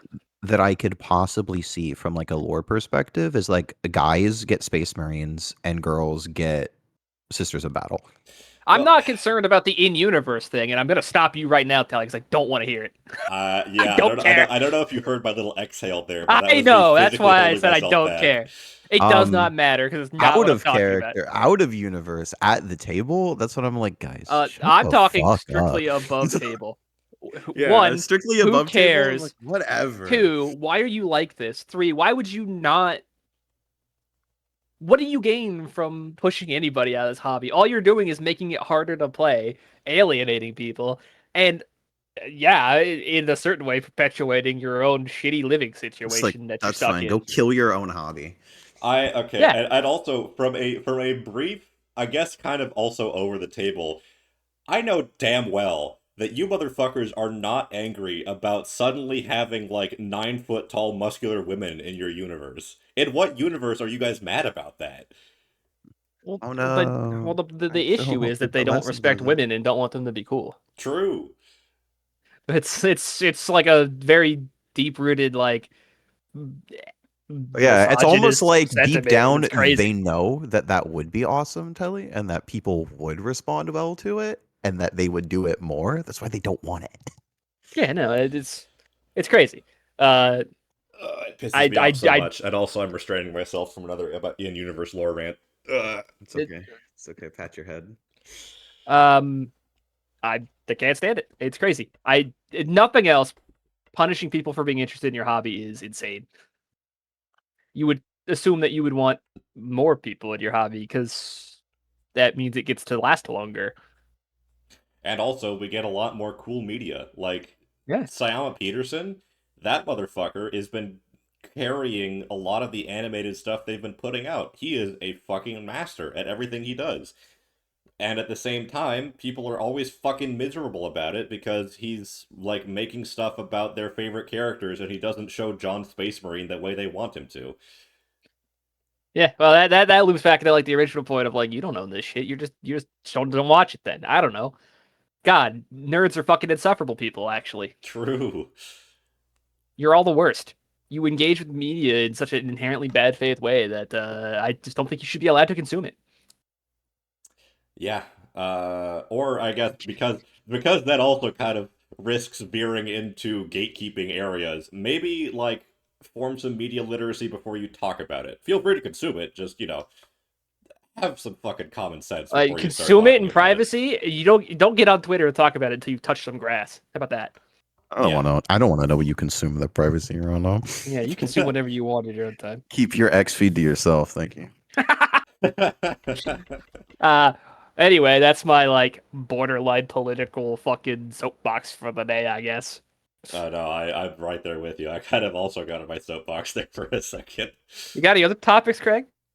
Any other topics? What did we hit? We hit Mass We did Mass Effect. Effect. Mass Effect, yeah, all of Mass that. Effect, So which kind Mass of looped Effect, which into ended with "Girls Are Cool," which Yeah. Yeah, girls are cool. I'm here with. Um, oh, good. Yeah. So I have currently been folds my hands together, hitting a degree of writer's block in my campaign. Well, not my campaign. I say it's my campaign. I've been running the West March for 5 years now. This year is our 5 year anniversary of the West March, and I've been having a writer's block with the plot that I'm trying to go into. When you guys are writing, what do you guys do to get into the flow state? And what what do you think are signs of good writing on your part? And are there any like themes that you try to work into each of your campaigns? Are there morals that you like to touch on? Is there anything like that? I'm picking your writer brains Picking my right now writer brain. All right. Yeah. for I've got inspiration. See answers. if there's I've got anything I can answers for steal this. from you. Okay. Yeah, Writer's if you want block to is go first, crazy. yeah. The writer block one's rough because curing that problem is it's usually like a burnout thing. Like my best solution for that I is really don't want it to be burnout. if really it's don't. burnout, my solution for that is always take even just a short break and just go like enjoy something. Because Okay. all my best ideas come as a byproduct of something else I enjoy.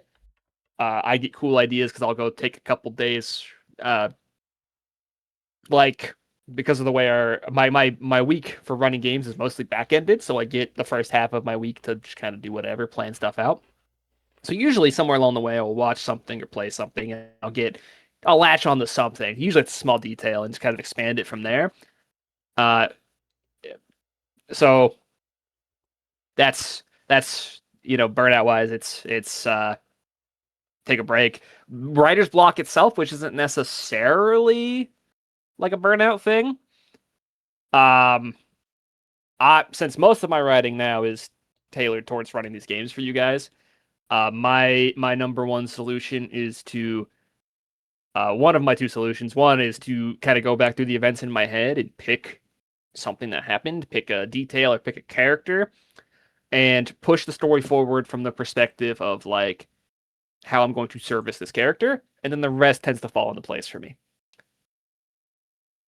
The other thing I like to do is I'll go and I'll message one of you guys about whatever has happened in the campaign and hear your thoughts. And usually something I'll be like, "What are your thoughts on this?" or "What do you think is going to happen?" or "What are your theories?" or whatever. And then what I hear about what you think is happening and what your expectations are kind of helps me center on how I'm going to force the plot to go, because then I can meet expectations, but also find my own kind of subversive way to push it forward. Okay. So talk to players or go through the events in your head and just kind of pick something that's cool to you and push it forward. Um, there's three other things you talked about that I want to let Tele talk about. Writer's block. Yeah. So for me, and I know this definitely doesn't work for everybody, but what I generally do as far as writer's block is concerned is if I have something that I want to do. Like for example, the Lancer campaign I'm running, there was a while where I had no fucking clue what to do with the plot, which was bad because I was running a session in 2 days. Um, and what I generally end up doing, but also like it helps me deal with writer's block, but also just kind of in general when I'm making a story, when I'm writing anything like that, is I take the characters, whether they're players or people that I'm writing, and I have an ideal end goal and I have a beginning, and then I just kind of fucking chuck them in there and make up the rest as I go. Okay. And I know that that's not for everybody because that requires a degree of improv that is It's not for everybody. Not even a skill issue. It's like some people legitimately need a structure, and that is totally okay. You know, that's how you write. But for me, a lot of and it's kind of funny because my players assume I have everything planned out, but I have the only thing I plan out is the first like interaction of the session, and everything else is improv on what they do. I do something like that. I hit notes I want to hit, like scenes I want to hit, but how we get there or what happens in the scene is usually it's like I have an idea of. In the Marvel's case, I like to take an NPC and figure out what the next step in their arc is and plan out like kind of what I want the push to be, and then how we get that push depends on who's talking to this character or whatever. So, I'll plan out like a big scene or two, and then everything else is just kind of gonna fall into place improv wise. Yeah, yeah. And You've heard me say, and I quote, "I don't know what the fuck I'm doing." yeah, Like I just go. yeah. And I'll give a recent example actually from the last Lanceford session I ran. I I had planned out the session to the extent that I made a battle map, and that was it. I knew that I wanted to have I wanted to establish to the characters that hey, the AI that's running this whole universe is kind of really bad actually. And that was it. And the way that ended up happening is one of the characters watched some poor fucker get Resident Eviled by a robot. I And need so many things. it's like you can my personal go-to is just have a generalized idea of what you think could be cool and then Yeah. improv your way to that. I do outlines more than I do. I write I do outlines and I write specific lines that I might need to remember, but most of it is off the top of my head for Okay. a lot of stuff. Not that I don't write stuff too, but a lot of it is like I know kind of the broad strokes, and then in a game like the way we run, it kind of falls into place. It's a little different for what you're doing, so my suggestion is a lot of what I Yeah, said my for that my stuff. West March style. West March is nutty to run for. Um, I think usually it's just finding something to latch onto to get the kind of the dam to break, right? Because once you get something Okay. going, the ideas kind of flow. So, uh, go back over your sessions, talk to some people that you played with, watch a couple movies or play some games, and just kind of really think about details you think are cool. Oh, If it's one good, thing that a friend of ours, M, put me onto is music. Make a playlist for the campaign, for the characters, and just listen to that while you're Oh, trying to I do think of that. That's ideas. how I like come up with my characters and stuff. Like, and that's just I have to be listening to music uh, constantly, just in my personal life. I do my absolute best writing stuff when I'm driving. I'll put on my music and I'll start driving. Sometimes I'll do it just to think about what I'm going to do for session. And I'll start driving, and when I got nothing to stare at, I just start going, right? I'll do dialogue in my head, or I'll think about stuff or whatever. My other one is the shower. I turn on music and I plot out. There's been weeks where I plotted out the entire Marvel session in my head, taking a shower like an hour beforehand. When I garden, yeah, gardening. Yeah, Uh, any mundane task, right? Throw on yeah. music, mundane task, and then distract yourself from the task by thinking about what you want to happen in the next session, and it'll slot itself into place. Yeah, I And think then the in a go ahead. I was just gonna say the big issue that I run across is I can't excuse me I cannot do any of the improv that I have to do until I have an established setting. So I'm guessing that with your West March you can kind of avoid a good bit of that. But for me, the hardest part is establishing the setting first. Yeah. Because otherwise, I'm making something out of nothing, which always will end up worse. Whereas if I'm building off of like a general framework of the setting, I can do a lot more with that. And then you had three more. You had other things you were Oh asking about that gosh. I. Yeah, which were just more general writing Yeah. things about you guys. Um, I guess something I like to ask, do you guys have any like motifs or like morals or like reoccurring imagery that you like to try to put into each of Every your one of my games fucking that you do? campaigns is somebody talking to a goddamn mirror at this point. That just Yeah, keeps happening. it's happened a lot. Um, I think that might be something you guys might be able to clock better than me. Um, Unless it's intentional. I don't even intentionally do it. You guys just keep stumbling into making these campaigns weird found family things, which is fine. I think But that says more about us than yeah, that's Yeah. that's more you guys. I do a lot of like redemption.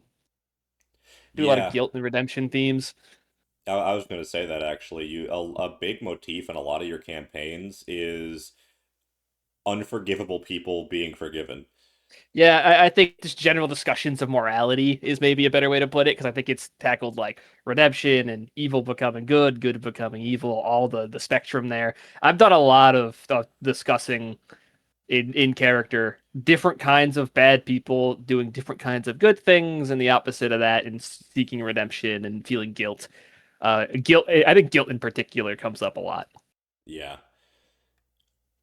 I think one of the big motifs that I try to hit in like all of my campaigns. So most of the campaigns and stories that I write are either tragedies or just like generally very dark stories.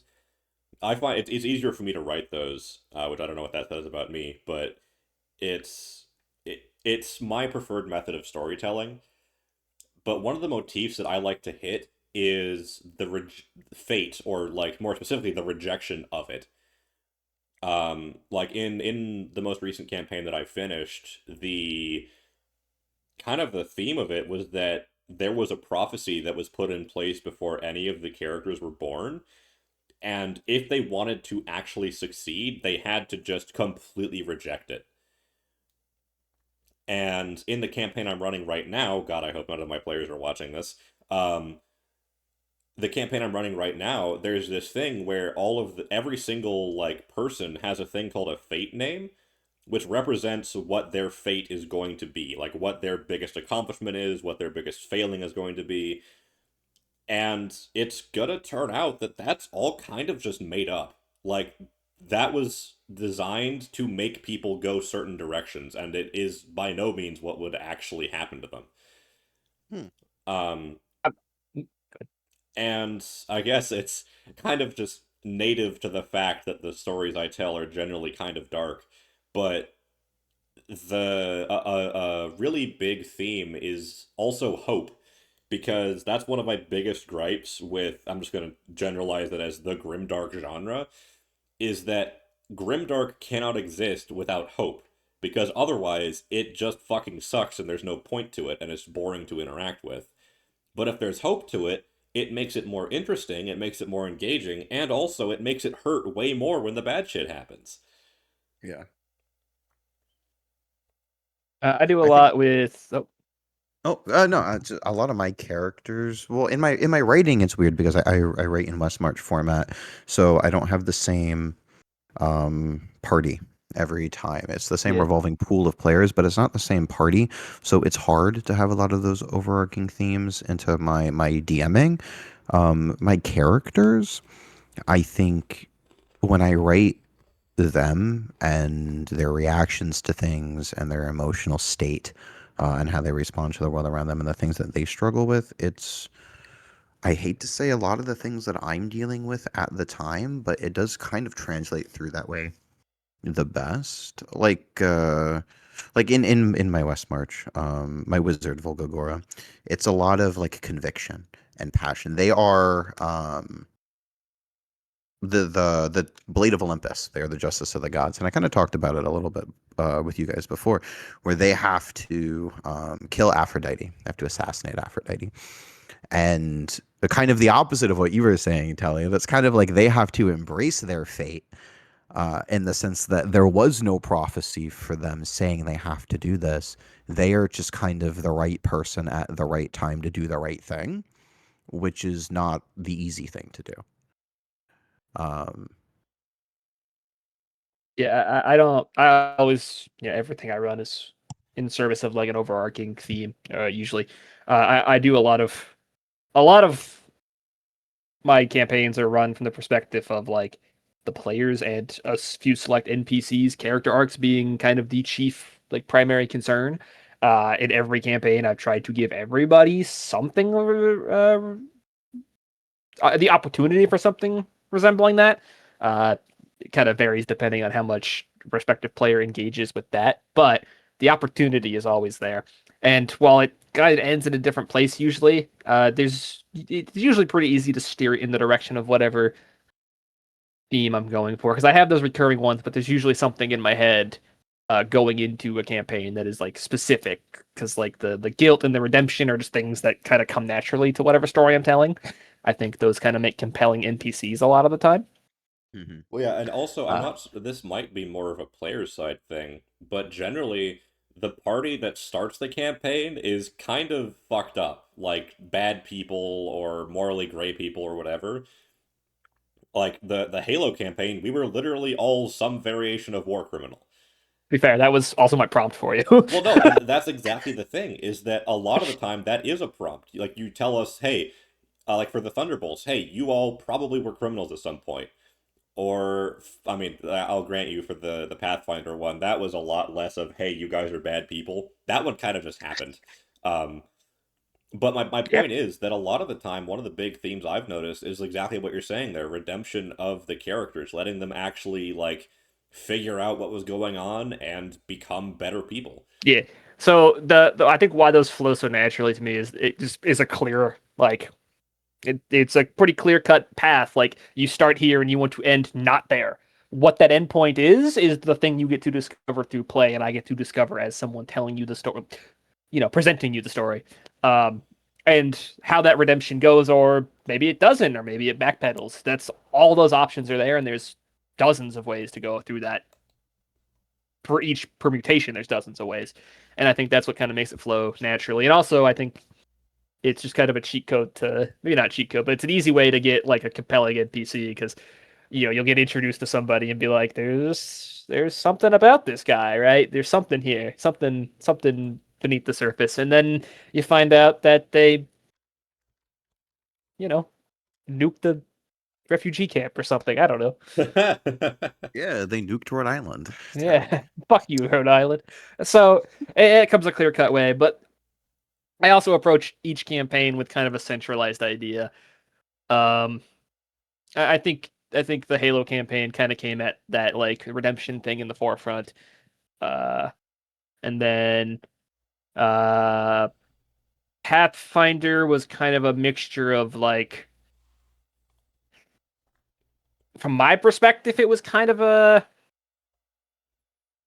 rebelling, like kind of both sides of like divinity, right? Because you guys were pretty much constantly ping ponging between different divine beings, different gods, and what their perspectives were, and kind of just getting jerked around by the gods the entire time. And you saw positives to that and negatives to that, and your ultimate end boss was a god. So Right. there was just kind of the prospect of like what you know belief meant to each respective character. Because I think at the end of the day, whether their belief was rooted in divine origin or not, that kind of ended up being central to most of the characters. And that's also the fun campaign where the redemption thing didn't pan out really, and the redeemable person in question kind of backpedaled by the end of all that. Well, yeah, but there's also I can't remember the fucking name of him, but my character's brother, Yeah, he also had a redemption arc, which I have no idea if it was intentional or not, but he sure did have sure one. wasn't. Sure wasn't. I'm guessing it was kind of just because I succeeded that one check, if I had to Literally guess. just you succeeded one roll. Yeah, just kind of what happened there. But yeah, I think that's probably one of my favorite themes, so I'm really glad that it happens a lot in your campaigns. I And found it then comedy Marv. that there was absolutely zero redemption for me in Halo. Yeah. That's because you joined late. I got Because I joined like, yeah, I just found it funny that everybody else had these full there. rounded out character arcs, There's and then there's a reason I'm letting you play the same character again. I know. So I can go to jail again. You're Yeah. gonna you're gonna get yours, bitch. Oh man, I Reese is probably one of my favorite characters, and I kind of love that the conclusion to her arc wasn't her sacrificing herself to make up for what she did. Instead, it was, hey, the fact that I keep having to think about sacrificing myself is probably not helping me. I'm gonna go leave and find something out myself. I thought that denying you that opportunity was infinitely more interesting for the character than letting you do it. Oh, 100%. I also love the brief moment of being confronted with the, yeah, you did bad things, so did I. Why are you more entitled to this redemption than I am? True. Uh, Ryder, my goat. I do kind of regret killing her, but say la vie. Say la vie. And hey, hey, Um, hey, hold on. The Spartans never die; they just go missing in action. we're missing an action. You guys saw her fucking explode, True. brother. True. Well, yeah, Um, but Maria's not gonna let that be widely known. She's gonna be making damn sure that funds keep getting funneled into finding that lady.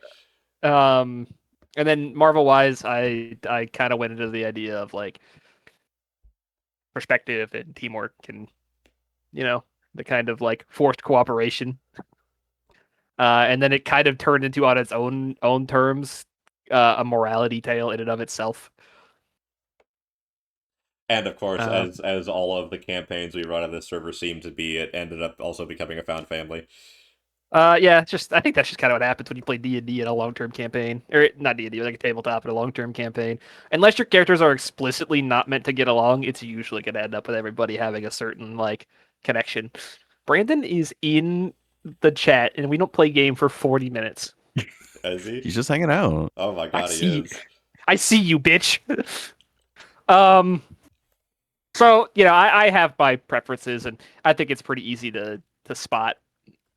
I don't wear my thematics quietly. I'm not very subtle about it. I think it works better that way, to be honest. Not always, but like in my case, the way I run things, I think the subtlety would maybe dampen my points. Yeah.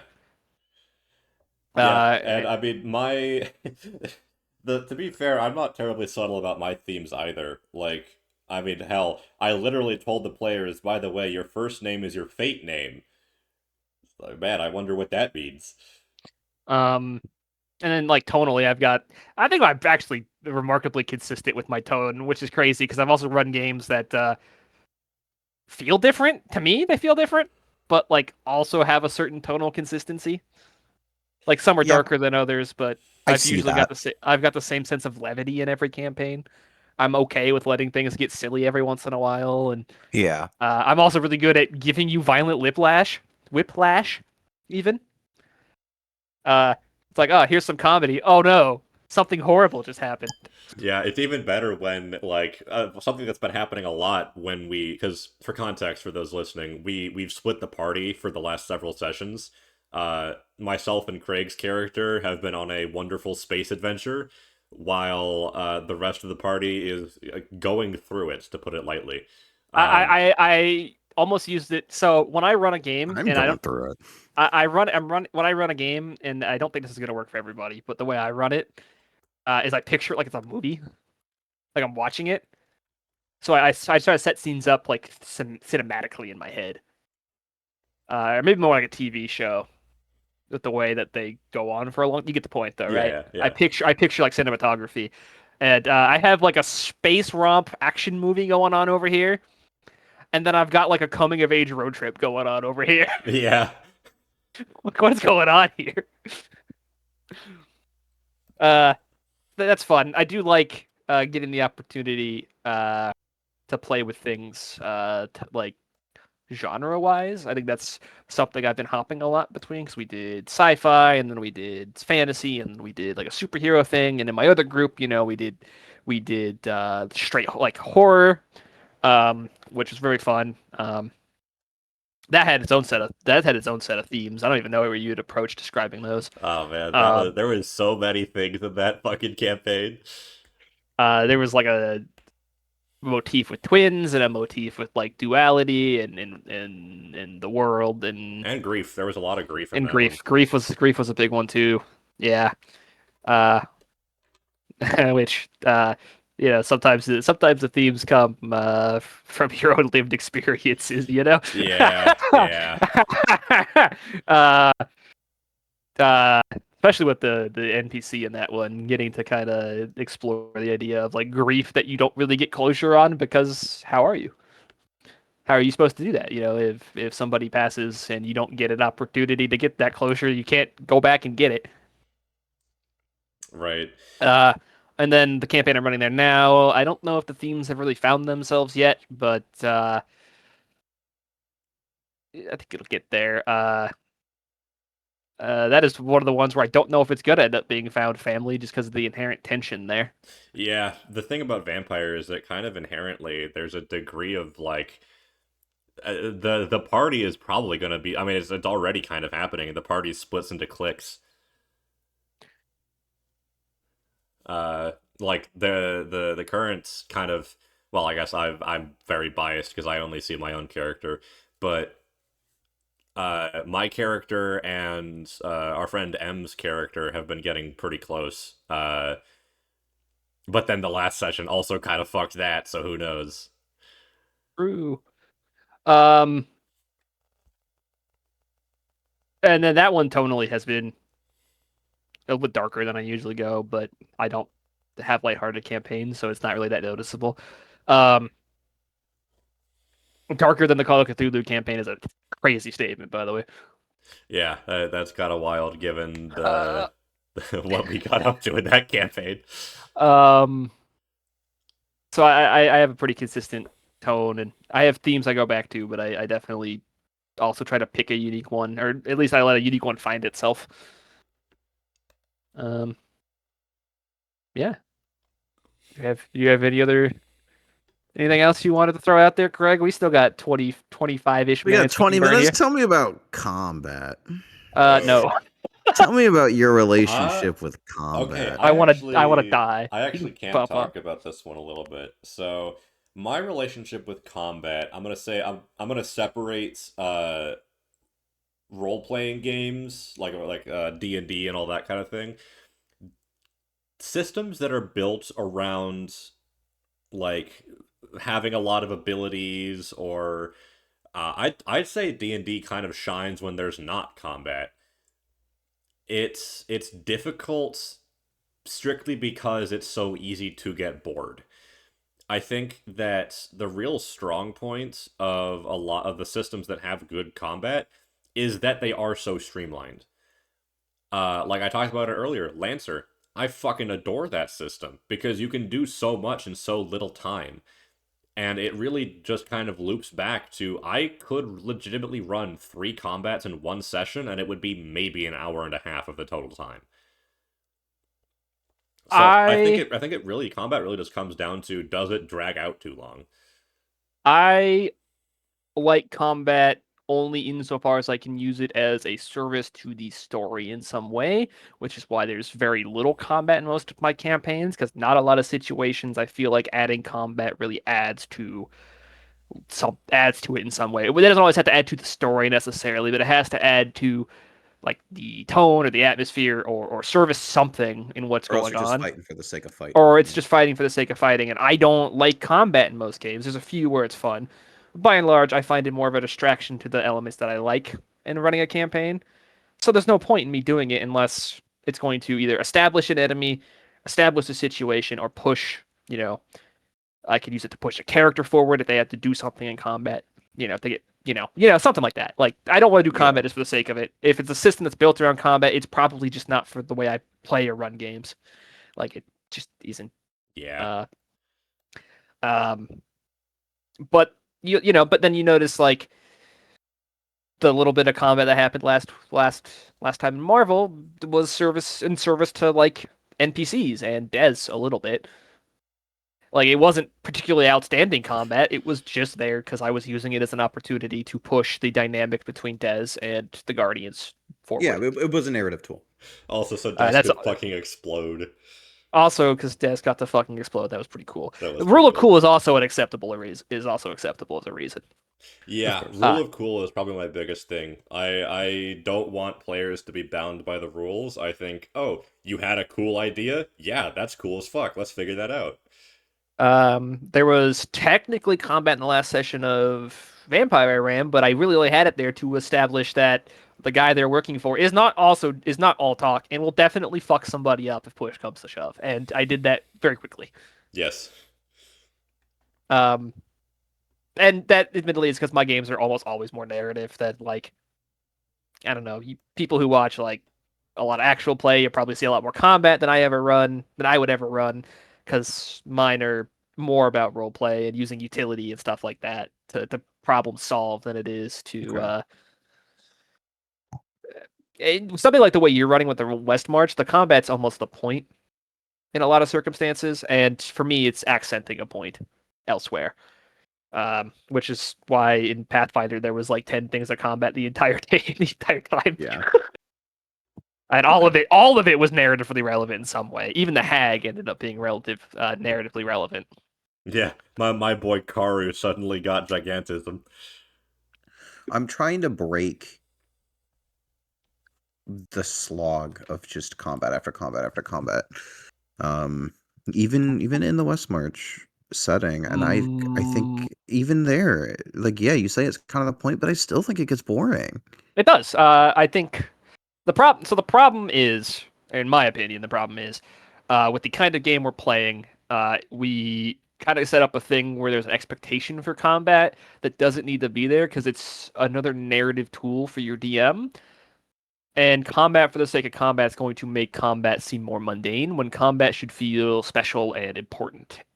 I really don't care about the fights where you're fighting 10 random bandits and it means nothing.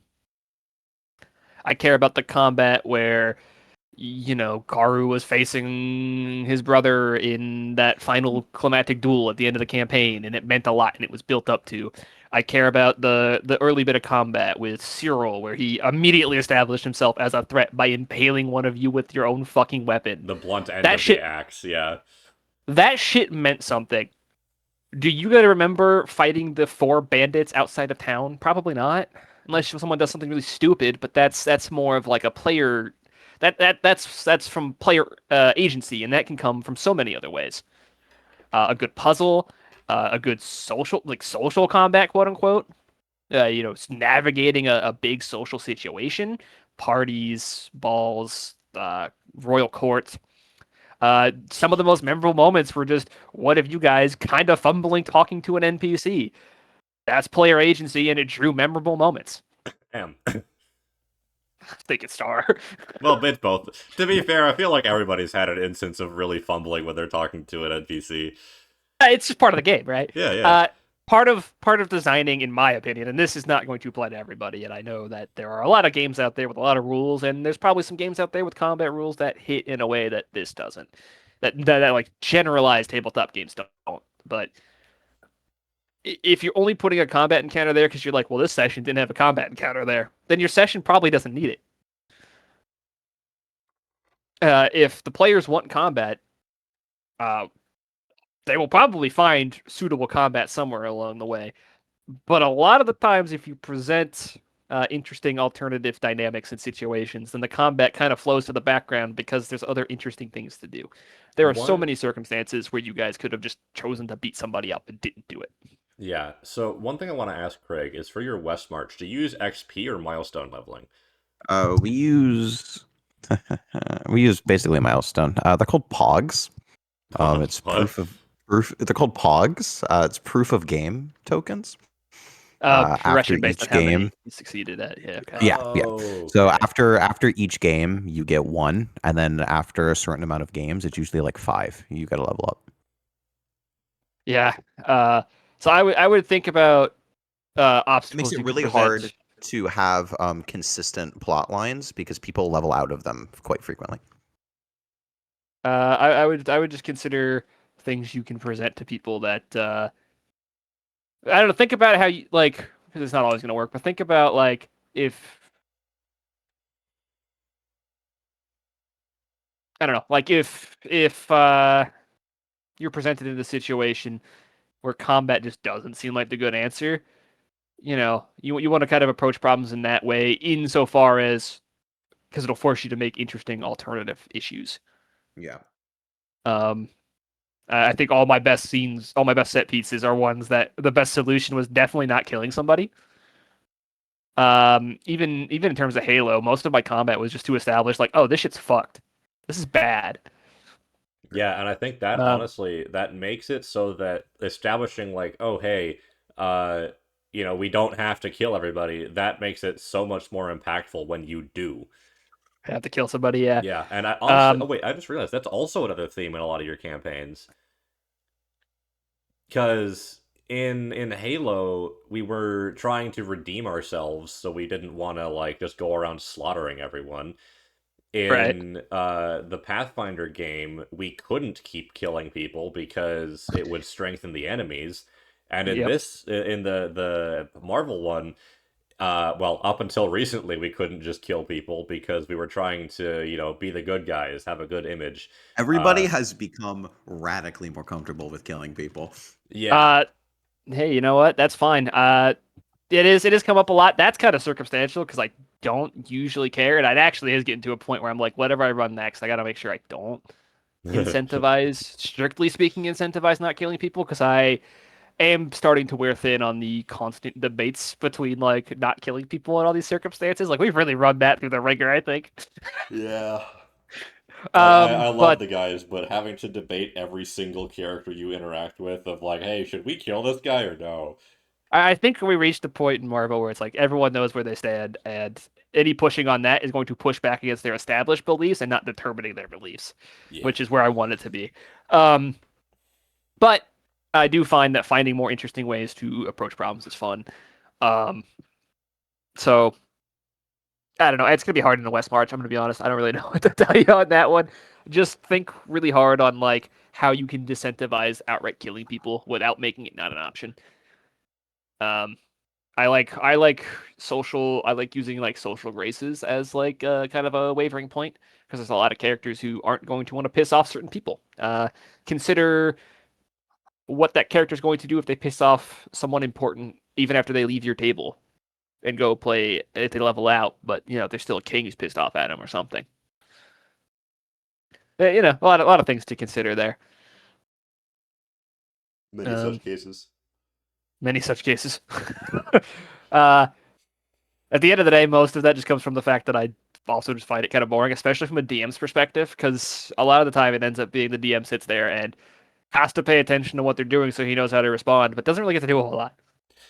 Yeah, that's again, I'm not going to shut up about the system. It's become my favorite. That's one of the reasons I like Lancer is it's a lot less of a, I guess I wouldn't describe it as much as a tabletop combat and a lot more as like a war game almost. As someone who's played the Warhammer tabletop a lot, it feels very similar to that, if anything. But then again, I'm also a huge nerd for tabletop war games, so maybe I'm a little biased as far as that enjoyment goes. I also just prefer character interaction and character exploration and that kind of thing. So it's just that's just a matter of what I like to write. I Like love being a character and not a fight stat block that happens to be a person. yeah, I have a lot more, which is why I kind of let you guys get away with a lot of dumb shit because I don't really care. I just have a lot more interest in exploring both you guys as characters and also having NPCs to explore because that's the way I get to do the stuff I want to do is having NPCs that I get to make you attached to and get to have arcs of their own. So, it all comes down to like what people want out of your game and what you can do to make things interesting. I try to make combat exclusively a service, basically. Yeah. Were there any other questions or things you wanted to Yeah, talk about, Craig? We're running a little low on time, but we still we got a got Yeah, bit. we got a little bit of time. Do I one more if think you have any. one more. One If you have more? one, you don't have to. I think we got time for one more. Yeah, we have been talking for 2 hours, so if there's nothing else, that's totally cool. I think we're good. I think Cool, combat. I think that tops my list. Cool. blessed. Well, there you go. Yeah. We'll be around at some point in February. I don't know with what or who or why yet, but we'll be there. Yeah, and thank you, Craig, for coming on. Of course. We'll see what we want to do next month, and maybe we'll have you. Maybe we'll have some other folks. Who knows? Yeah, we'll see what happens. We You know cross how to that reach me. bridge in the middle of February, like we do every month. My people will talk to your people. Yeah. Yeah, you're your Is, agent. Yeah. is your agent just your wife?